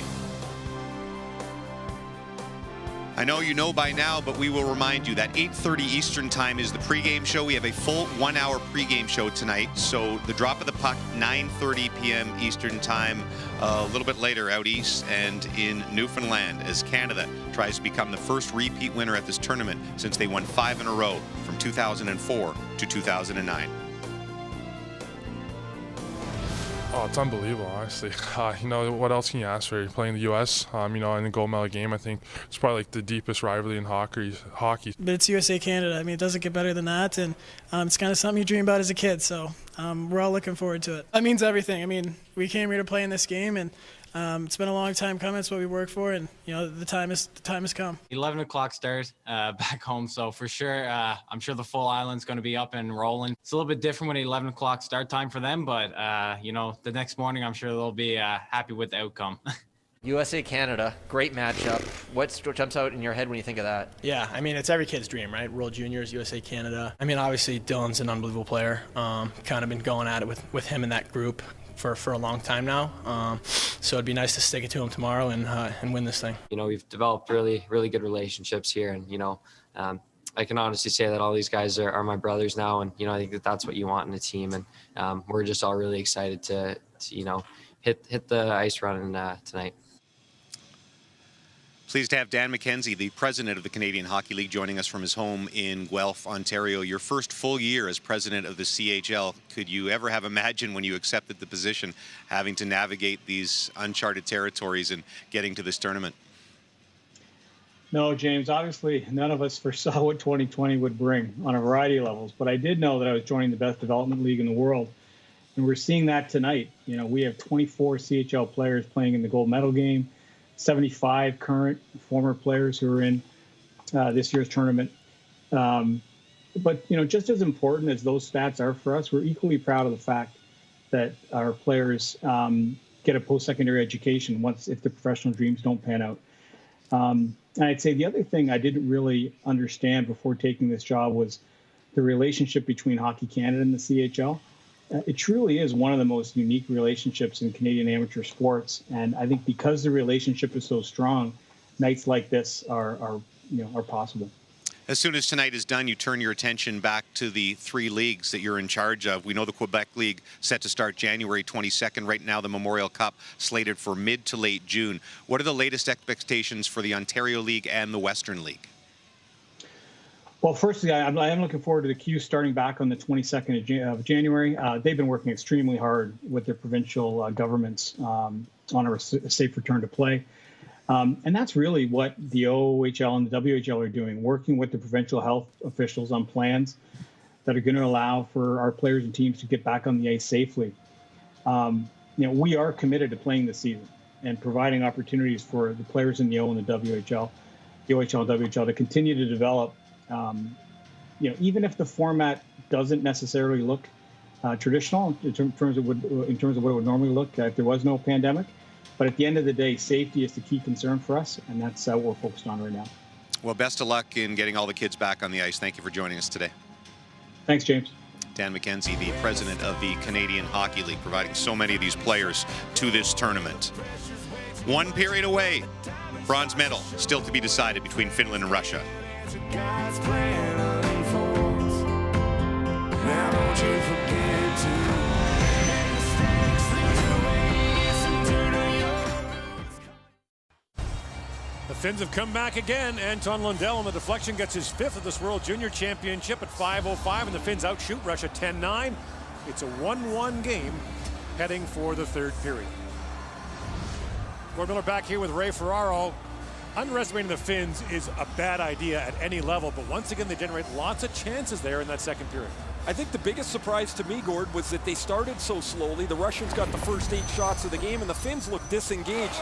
All of a sudden, they start to get back into the game, and a lot of it is really the way that we normally see the Finns do. They get into puck battles, they win puck battles. Anton Lundell wins his way to the front of the net. He deflects one in, he almost gets another, and then there's these scrambles around the front of the net, but it's all the same. It's hard work, it's second effort, and the Finns really controlled much of that 2nd period. The only chance really that the Russians had of a grade A variety was Vasily Podkolzin's late period dash to the net. but 20 minutes away from a bronze medal if they can get it done in regulation time. And the Finns kind of are right set in this game. We'll see if the Russians can re-engage. Finns lost the bronze medal game last year. It was a bitter pill for them to swallow as they were defeated by Sweden. There's an icing call against the Finns. And right now in Helsinki, it's 2:22 a.m. And they don't seem bothered a bit by it. Finns actually won the first 4 bronze medal games they played in this tournament. They've lost the last 2. We mentioned earlier the Russians are 8-0 all time in bronze medal games at the World Junior Championship.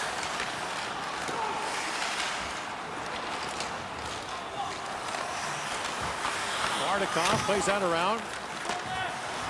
Chikov across to Mohamedulin. Mohamedulin works in, and a pile up there. The linesman Lundell all piled up, and the linesman appears to be all right. That's Maxime Chaput from Saint-Jérôme, Quebec. Sometimes there's just nowhere to go. Nowhere to go. Ooh, and that's a tough fall. Oh, boy. Oh, geez. And his left skate comes down on Anton Lundell's arm. That could have gone wrong several ways. Claude Colson flips it high in the air. Lundell appears to be all right on the Finnish bench. That's a close call. Kirsanov.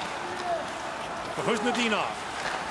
Rink wide he goes for Afanasyev, and he plays offside at the Finnish blue line. It is coming up on 3:30 a.m. in Moscow. That's a small part of Russia. It's a gigantic country, as you might guess. Khabarovsk, from the very eastern end of Russia to St. Petersburg, is about a 7-hour flight. How many time zones again? I think they've shrunk it down. It used to be 8, I believe. I think it's down to 7 now. But, yeah. And the Russians will host the World Junior Championship in 2 years' time in Novosibirsk, the capital of Siberia. Long point shot, deflected, score! Another tip, this time by Mikko Petman, and the Finns have grabbed the lead.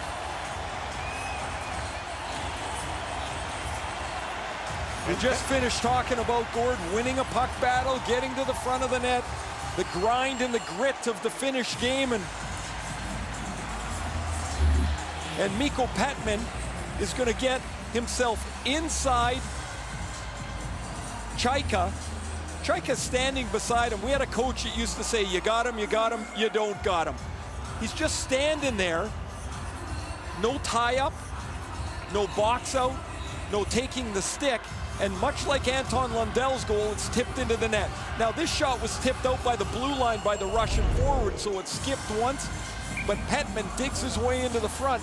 2 very similar goals, and the Finns lead 2-1. And the linesman, or the referee this time, spilled on the official. Puck drop, and there's a long shoot in. Askarov gloves that. What a hand play by Petman, though, on a deflection to chop at that puck and tip it in.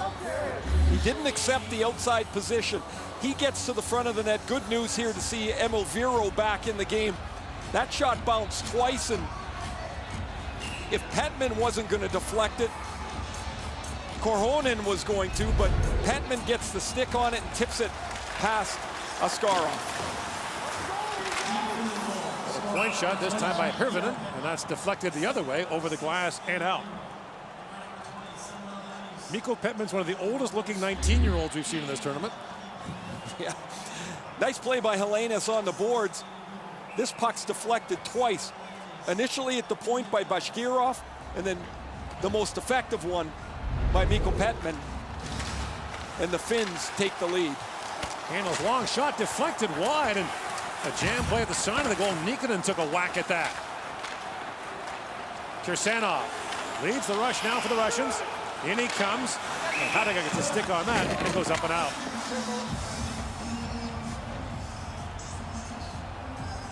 The Russians have to find a way to re-engage the game. They've kind of there, but they're not kind of there. They haven't really played since those first, I'd say, 5 or 6 minutes. They haven't played with a drive or a intensity that they're going to need to. If they're going to find a couple of goals in this game, they're going to have to kick it into another gear. Shakin goes back to the bad bounce on him that almost went right onto the stick of Piotta. There's Medina. Plays out in the corner, now picked up by Parson. He jams at it. And Askarov knocked that away. Russians break up 3-on-2. Who's Medina? For Podkolzin. Podkolzin works in a backhand shot. And Kiernan steers that away. Chichikov almost had Piotta break away from him. Chichikov drops it back for Podkolzin.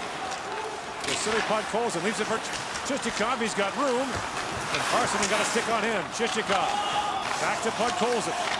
Podkolzin to Mohamedulin. Centering pass. Played back in by Afanasyev. And a great play by Ratu there to muscle Mohamedulin off the puck. Chichikov up for Abramov. He finds Amirov. Away come the Russians. Amirov winds his way through the offensive zone. Into Abramov. Back for Amirov.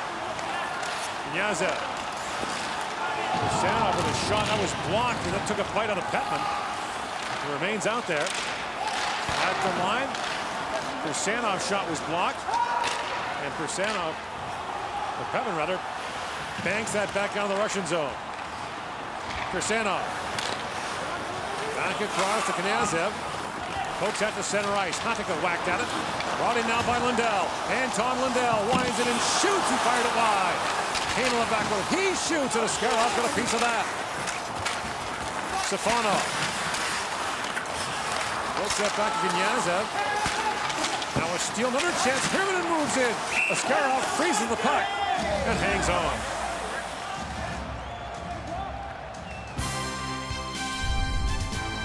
Closed captioning of the 2021 World Junior Hockey Championship is brought to you in part by Yamaha. Revs your heart.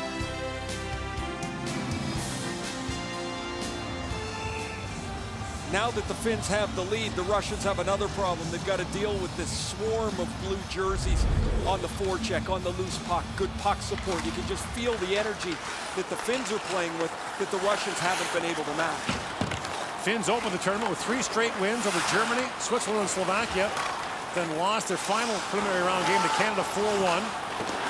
Came back from 2-0 down to beat the Swedes in their quarterfinal, 3-2. Trailed the United States by 2, tied that game, but then lost 4-3 in the semis. And we're down 1-0 here as well. Played back. Niemela's shot, that was tipped. And Askarov made the stop. Nikkanen drops it back. Hirvonen pivots in the corner with it. Hirvonen holds, spins, shoots. He fired that wide. Jam play again at the front of the net. And Järventie couldn't reach it. And Askarov dives out and holds it. It's almost like the Finns are just wanting to get the puck to the front because they feel like they can win that battle most of the time. 2-on-2 in front of the net.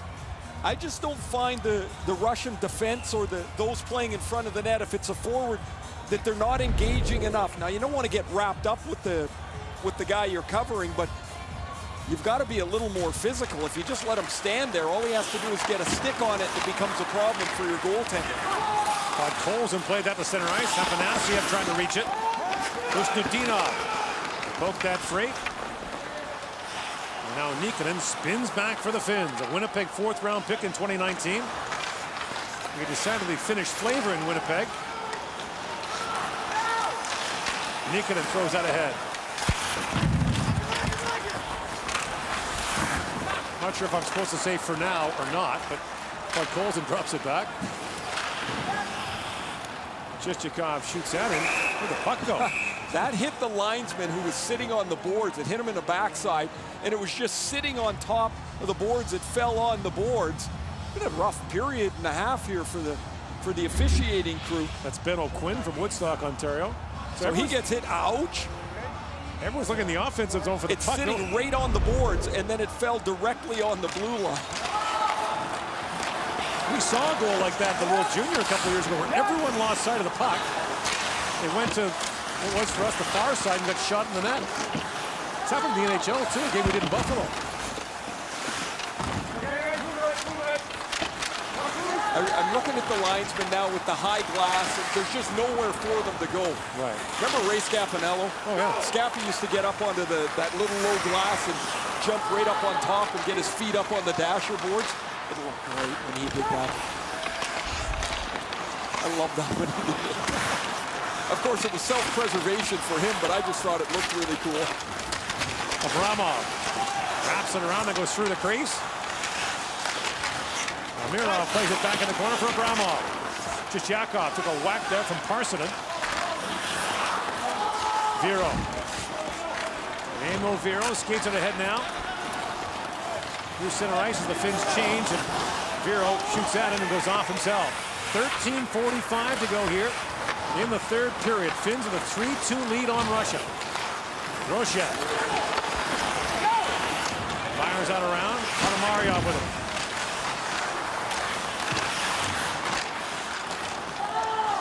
Lenius knocks it down.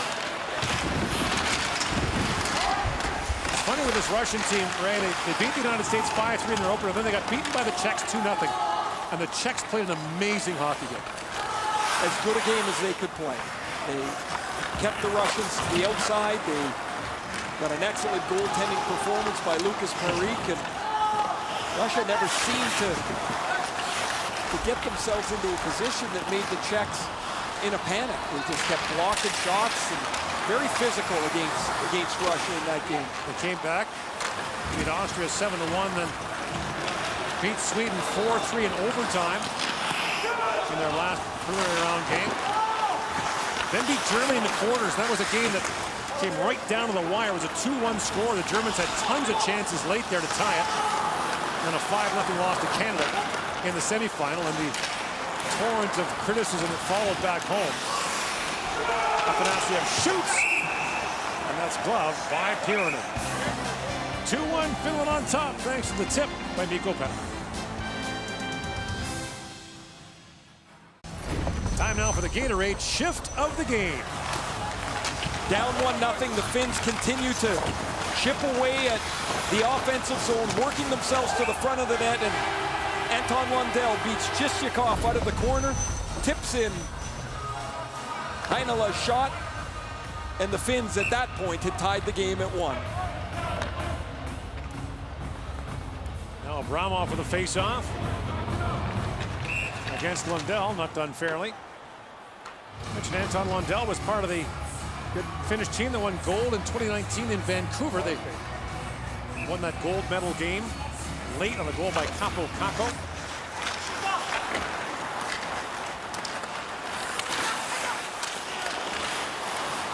Loose puck goes to Abramov. Bichkov. Lead pass. Missed. Pirinen back to play it. Slides it across to Hataka. Simon Taival, who was a big part of the game yesterday against the United States, scoring a couple of times. Now it turned over. Hainla shoots. Askarov a pad save. They can't clear the rebound. Back at the point is Putio. Putio fires. Askarov stop again. Rebound. And Simon Taival turned away.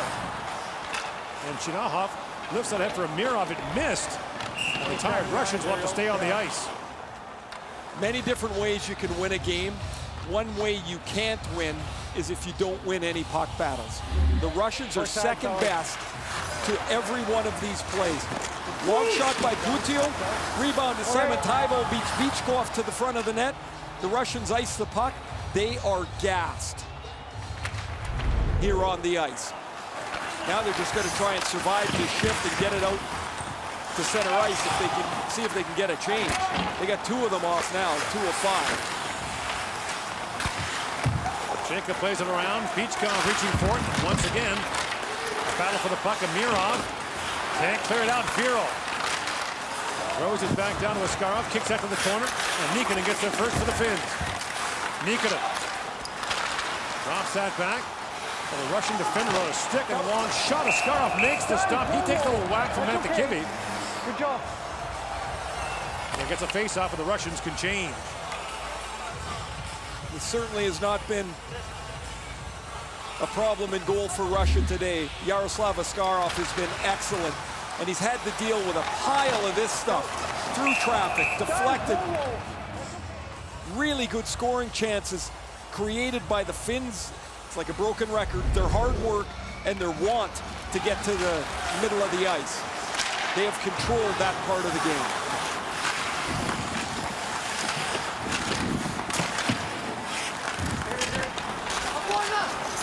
Chichikov is a Nashville fourth-rounder from Mohamedulin to Groshev. Maxim Groshev across the line. The play's offside. Groshev is a Tampa third-round pick. They've done well in the third over the years. Braden Point, one of their third-round picks. Big, strong kid, 6'1", about 190 pounds, a really good skater. I think by the time he gets towards the National Hockey League, project as a energy bottom six guy, but can really skate. Really strong. I think Anthony Cirelli was a third as well for Tampa. But Colson was taken down. There hasn't been a penalty called in this game, or a power play rather in this game, since first period, right? Yeah, right. Or second period. Just the one power play is it. But Colson shoots and he pulls down Hadaka. Afanasiev turned away, and the puck moved by Kenyazev. And look at Karhonen on his horse, but Kusanov gets back. And icing called against the Finns. 10:16 to go here in the third. Clock melting away on Russia now here, just around the 10-minute mark. But Colson's certainly done his job today. He's had that great second period rush where he got to the front of the net. He had a goal post in the first. We saw him yesterday just lighting up his team, wanting more energy, more work. And today we see the lead by effort. Third time at the World Juniors for Podkolzin. Yeah. Last year he had a goal and 4 assists. This year he's got a couple of goals. Thank you, fellas. Ties the World Junior record for career games played today, becoming the 6th to play in 21 games.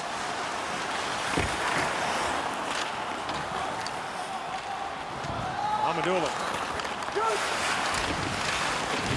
Bashkirov.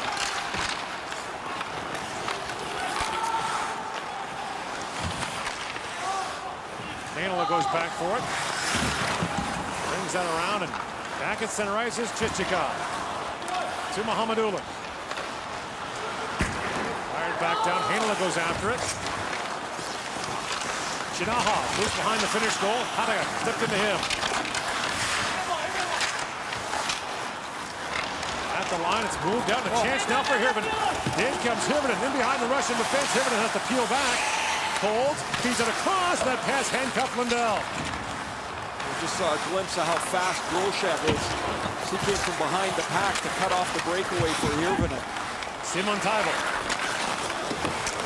Throws it back down behind the goal. Hirvonen picks it up. There's a hard bump there from Knyazev, who lost his stick, and now Groshev has it ahead to Bardakov. In comes Bardakov. Groshev centers it. Ponomarev in a backhand shot. He put that wide. And the puck goes over the glass and out with 8:46 to go here in the third.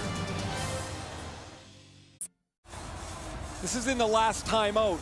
Igor Larionov has let his team figure their way a little bit, but it's all Podkolzin. He is the only one talking. Everyone is listening. He's urging them on, trying to find energy, trying to find a way to the net, trying to find a way to get back in this game. This kid wants to win. Some guys display it a little more obviously, but man, he is clearly the leader of this team. Ponomarev centers it. Knocked away and picked up by Ratu. Richard Ponomarev ties the record for games played in the World Junior. That's the Russian record, of course, of 21. The tournament record is 26 overall. That's poked away by Putia. Groshev back for it. And Chichikov has it back now for the Russians. Chichikov. Afanasiev fires it around. And Piotta gathers up the bouncy puck and skipped away from him. Podkolzin swings back. Vasily Podkolzin. And Afanasiev got the puck in his skates, and offside is called. The 10th overall pick in the 2019 draft by the Vancouver Canucks. There is a pretty clear way that he plays the game. He's a good passer, but man, he can skate. He's powerful. He'll drive the net. I think he's going to play a straightforward, complementary game in the NHL. Type of winger that you can play with really good players and will help them be very productive players. Sheer off a centering pass that was tipped away by Heinola. Lundell can't clear it out. Abramov is shot. He whistled that wide. Abramov drops it back. Podkolzin had a breakout tournament here in Edmonton at the 2018 Hlinka Gretzky Cup. Scored 8 goals in 5 games for the Russians. The other scoring star from that tournament was, among them was Canada's Dylan Cousins. Podkolzin missed there by Nikkanen. Got him out by Afanasiev. He lost it. And racing back the other way is Järventie for the Finns. He was poke checked by Pichkov. Kuznitinov pokes it ahead. Podkolzin has it taken away and moved back to center ice. Oh, Podkolzin got his stick up on Mantekivi. And he's going to get a penalty here with 6:45 to go. And Mantekivi's heading to the finished bench. It's a 4-minute double minor. In the mouth. I want to see this again, but 4 minutes high sticking, Igor. He's cutting him out. This almost looks like an inadvertent play. Here's Podkolzin. We got 4 minutes. He's bleeding.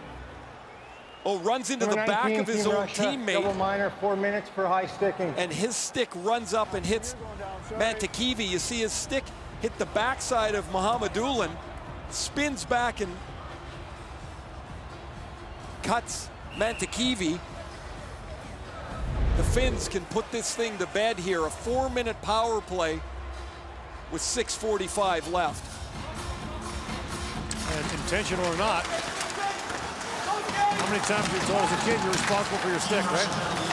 Well, sometimes, yeah. Bad example. Yeah, but sometimes it happens, and still you pay the penalty for it here. Mohamedulin. 8 power play goals for the Finns in this tournament, including 2 last night by Simon Taival, who scored a pair as the Finns evened that game at 3 against the U.S. Oh, look out. Amirov wants to steal there on Lundell. Well, here's the other thing. If you're the Finns, wakey. The Russians are aggressive, short-handed. Ponomarev scored a beauty of a short-handed goal in the quarterfinal game against Germany. Rusanov sends it down. Inside 6 to go here in the 3rd period. The Finns. Heinola drops that back to Lambert. I've seen a lot of Brad Lambert the last couple of periods. No, not very much at all. Ratu lays that down to Parsonen, to Nikkanen. Loose behind the Russian goal. Hooks it back across to Parsonen. To Niemela at the point. Niemela across to Lambert. Lambert centering pass. Parsonen along the boards. Russo Parsonen had that knocked away and set down the ice by Jacob. 25 seconds to go in the first minor penalty to Podkolzin. An agonizing wait for him in the penalty box. Lundell winds in. Anton Lundell plays it back across. Simon Taival couldn't reach it. Bardakov took a whack there. Niemela plays it down. At the point is Putio. His top power play unit goes to work. Lundell back with it. First minor penalty's over. Lundell in shoots. That was deflected away by Mohamedulin. And Bardakov to the line and just out. He's fanned that clearing attempt. 4.5 to go here in the 3rd period. Lundell Taivo tied up in the power play. Bardakov was almost off the races. Now he's got it. Bardakov works in, shoots. Off Hainala wide. Hirvonen with both teams changing. Picks his way ahead. Drops it back to Niemela.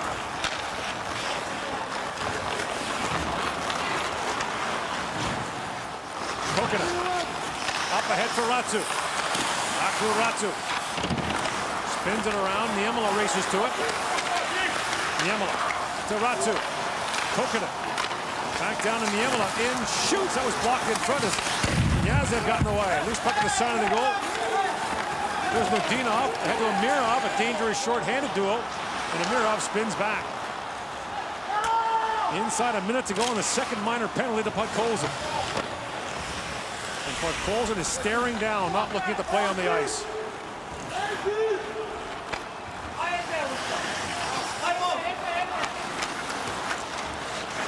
Waiting for his chance. Now inside of 30 seconds here as the Russians have done a really good job on this penalty kill. Lundell. Up ahead to Hirvonen. A centering pass. Lundell put that just wide. Almost tapped in there by Putio.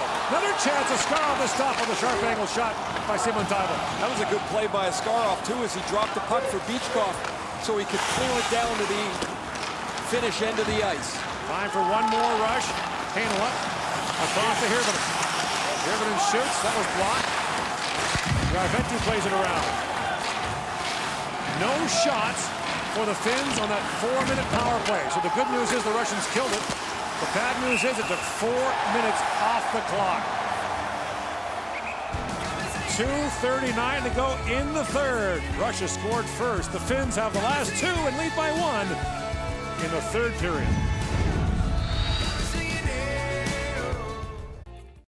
The teams have arrived. Team USA will face Canada in the gold medal game. Our coverage starts at 8:30. Those Canadian fans have been out there for every game.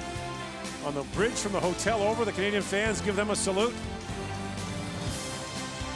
And tonight, we'll cap things off with a gold medal game between the two great rivals. 2:38 to go here in the third. We'll keep an eye on Askarov in the Russian goal once they clear the puck out. And Kniazev up for Afanasyev, cheers at the center ice rather. And Askarov gloves that down for Kniazev.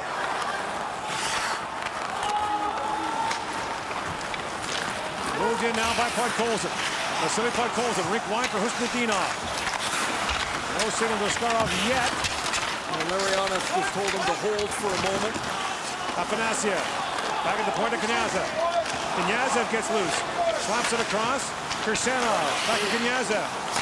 Hard chop Afanasyev. That was blocked. Hadega got in the way of that. That one hurt. Kutia sends it down the ice. Icing called. Now Hadega's going to ask to be allowed to go off the ice here because that shot took a massive bite out of him. Okay, he's okay. Timeout. Oh. Timeout. There's the one-timer off the hamstring of Hatakka. A timeout called Russia. by Russia. And so that'll allow them to get the players on the ice they need to. Always interesting decision here to take the goalie now at the face-off, or do you want him after you gain control? Askarov is ducked off the ice. So the Russians will start with 6.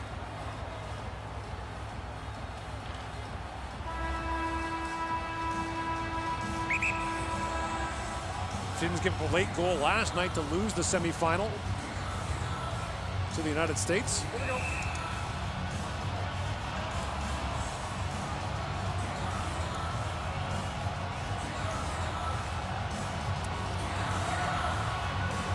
Six skaters on 5.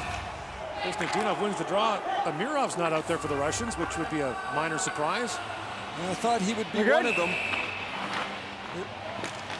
1:55 to go in the third. Podkolzin steers that towards the goal. Pearden knocked that away. A massive pile up in front. The puck still loose, and Pearden's got it. The official says no goal. The goaltender grabs. You're okay. The official's so calm. Look at this wild scramble as the puck's on the side of the net. And really good chance there by Huznadinov as he somehow gets his stick on it in that mess. And Piranen's in good position to make the stop and freeze the puck.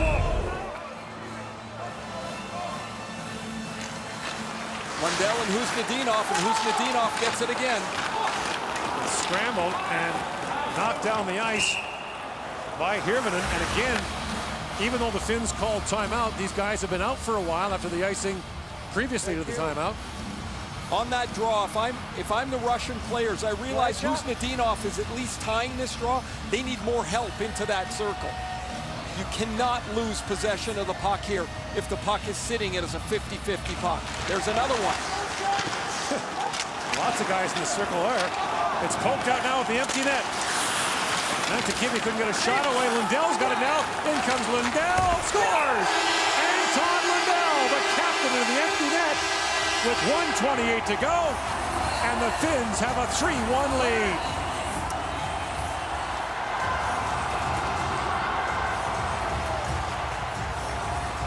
Lundell's second of the game. He had the first one that tied the game, a deflection in front of the net. Now the empty netter as he intercepts the pass from Ponomarev. Look at this scrum in here. Everybody's fighting for it, but it's poked out of the way, out of the circle by Kokkonen as Ponomarev tries to feed it back to his defense to regroup. Lundell knocks it down, and the Finns have a 2-goal lead with 90 seconds left. This will be their first non-gold medal since they won bronze in Vancouver in 2006. That was 2 Vancouver World Juniors ago. Askarov goes again. Kirsanov drops it back. Amadou with a shot. That was blocked. Rebound. Barnikov a chance. Side of the goal. Another chance. Piranен makes the save. Amadou to Kirsanov. Amadou feeds it across. The pass missed by Shakirov. Inside a minute to go now in the third period.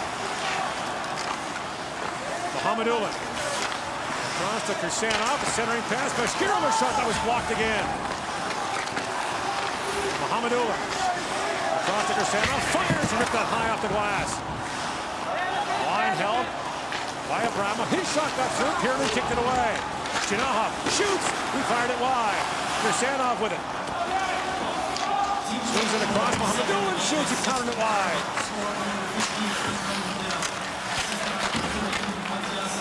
Abramov races to it, and he's able to hold the line.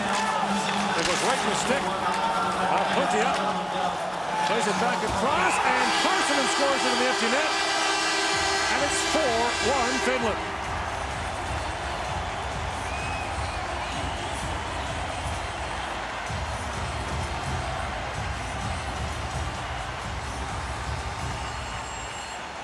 Down 1-0, outshot 8-0 early. The Finns come all the way back and earn a bronze medal as they score 4 straight, 2 into the empty net. A bouncing puck, and Pietia puts it across to Parssinen, and that will do it. The Finns picked their team with no training camp, obviously trying to limit exposure to any COVID. They put this team together in typical Finnish fashion. They work hard, they get good goaltending, and they're in the medals. And Russia will finish with a medal for just the second time in the last 11 years. Finland wins it 4-1, and the bronze is theirs.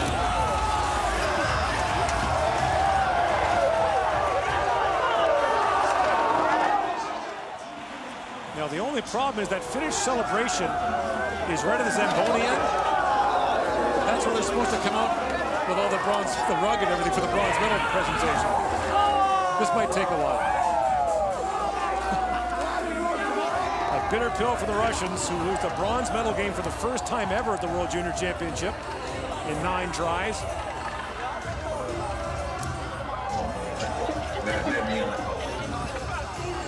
Finland at 3 a.m. Reason to celebrate. It's always, been something we talked about, Ray, in formats like this, that the team that finishes third on the day is happier than the team that finishes second. The team that finished third just won their game. Yeah. You get the silver, it's great, fantastic, except you've just lost. Finally got the door open here.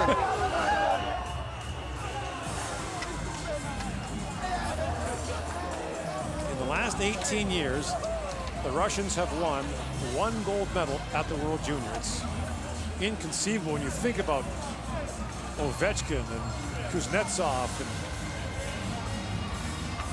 Tarasenko, all the great Russian players in the NHL who have come through this tournament. As the Russians sit and wait and watch, there's only one player standing at the blue line yet, and that's Yaroslav Askarov, who is eligible to return next year. He was terrific today. He certainly had a bumpy game against Canada, had some bumpy moments in this tournament, but a disappointing result for a Russian team that has 4 18-year-old defensemen and 18-year-old goaltender. They're young by standards of the teams that they usually bring. So we'll get the player of the game presentations, and then the presentations of the bronze medal of the Finns and the stirring Finnish national anthem.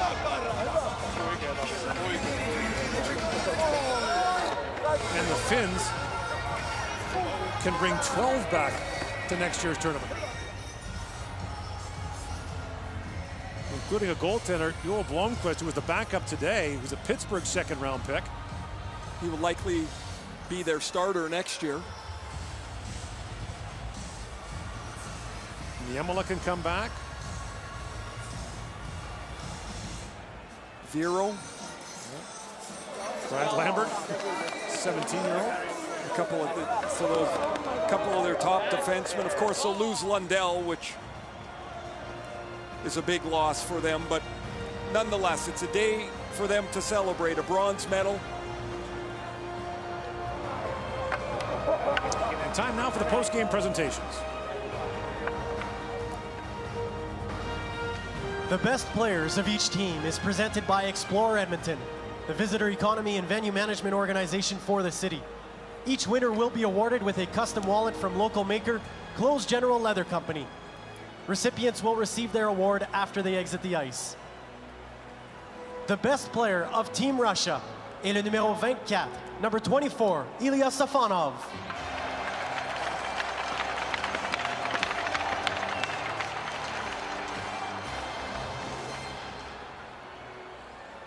The best player of Team Finland est le numéro 23, number 23, Mikko Petman. Petman scored the goal that made it 2-1 in favor of the Finns on the deflection. Please welcome Luc Tardif and Frank Gonzalez, IIHF tournament chairs, to present the officials of the bronze medal game with their commemorative awards. Kyle Kowalski from Edmonton, Michael Campbell from Surrey, BC Michael are the Campbell, two referees. Kyle Kowalski, Ben O'Quinn, and Maxime Chaput. Thank you very much. Thank you very much. You go on the side or? It's an unusual international tournament with all the officials coming from one country. Done for safety protocols.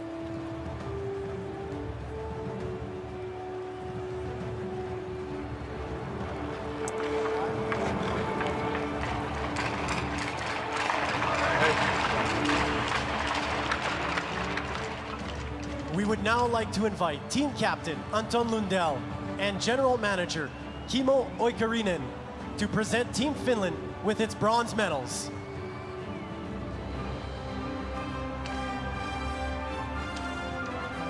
The Finns, by the way, will wind up in third place in a group with Germany, the Czech Republic, Austria, and the loser of the gold medal game next year. So the second place team, Finland, Germany, Number the 1, Czechs, and le numéro Austria, 1, Kari Piroinen, will be in the same group.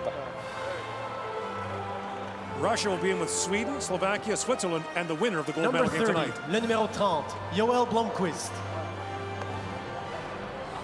Number 31, le numéro 31, Roope Tappanen. Number 2, le numéro 2, Santeri Hataka. Number 3, le numéro 3, Ruben Rafkin. Number 4, le numéro 4, Ville Heinola. Number 6, le numéro 6, Emil Viro. Number 7, le numéro 7, Topi Niemela. Number 10, le numéro 10, Kasper Putio.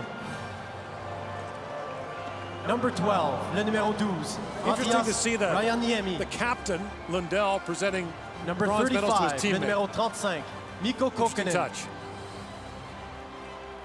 Number 13, le numéro 13, Robbie Yarventi. Number 19, le numéro 19, Petteri Puhakka. Number 20, le numéro 20, Samuel Helenius. Number reach up to get 21, it on le Sammy. numéro 21, Mikael Putia.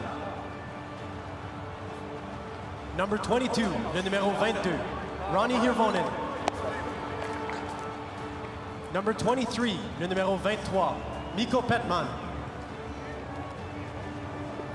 Number 27, le numéro 27, Juuso Parssinen. Number 28, le numéro 28, Henry Nikkanen. Number 29, le numéro 29, Kasper Simontaivall. Number 32, le numéro 32, Matias Mantukivi. Number 33, le numéro 33, Brad Lambert. Number 34, le numéro 34, Aku Ratu. Number 36, le numéro 36, Benjamin Korhonen. Head coach, entraîneur-chef, Antti Pennanen. It's a round of applause from his players. Assistant coach, entraîneur adjoint, Ville Mantima. By the way, the best hair as a group we've ever seen in a coaching Assistant staff in this coach, tournament. entraîneur adjoint, Antti Those guys spent a Miettinen. lot of time on that. I didn't realize you were rating them. Assistant coach, entraîneur adjoint, Hard not to Tuomo notice. Rutu. Goaltending coach, entraîneur des gardiens de but, Juha Laitola. Equipment manager, responsable de l'équipement, Riku Koivunen. Equipment manager, responsable de l'équipement, Nico Koisma. Physiotherapist, physiothérapeute, Mika Roionen. Team physician, médecin de l'équipe, Dr. Ville-Pekka Vuorinen. Team manager, responsable de l'équipe, Pasi Järvinen.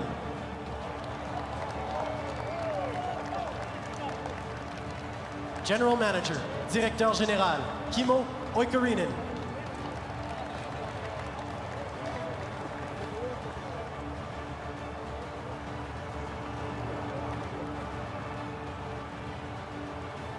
And Lundell will pass it over to his GM. By the way, these two teams, Finland and Russia, will fly home together on a charter tomorrow.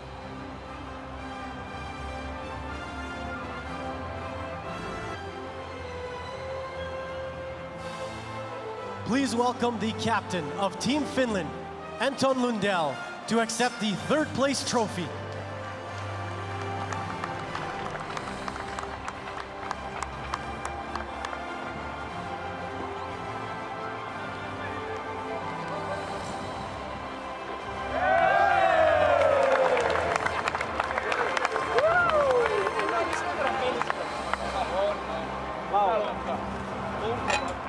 And now, et maintenant, pour l'hymne national, for the national anthem of Team Finland.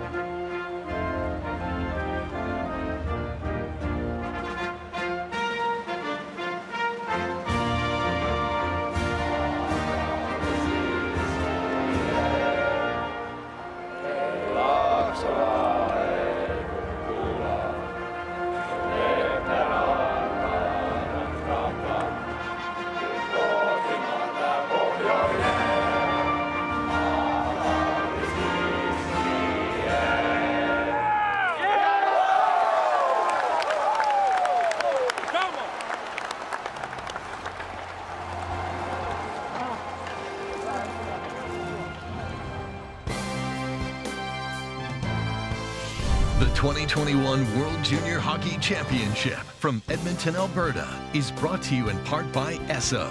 The Esso brand has fueled Canada's love of hockey for over 80 years. By Nike, official gear of Canada's national hockey teams. By TELUS, helping build stronger communities on and off the ice. When we give back together, we're all connected for good. And by Tim Hortons, the official coffee of Team Canada. For more than 80 years, Esso has supported Canadian hockey with programs like the Esso Medals of Achievement, Esso Fun Days, and the Esso Cup through our long-standing partnership with Canada's national teams. Esso, proud premier partner of Hockey Canada. The 2021 World Junior Hockey Championship from Edmonton, Alberta is brought to you in part by Chevrolet. Find new reasons to cheer. Find new roads.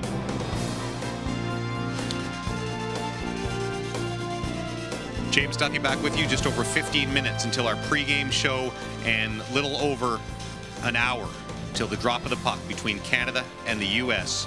in the gold medal game of the 2021 World Junior Hockey Championship. The Never Quit Finns came back to beat Sweden in the quarterfinals, almost came back against the U.S. in the semis, and they come back once again to win bronze. The pregame show just ahead. Stay with us on gold medal night at the World Juniors.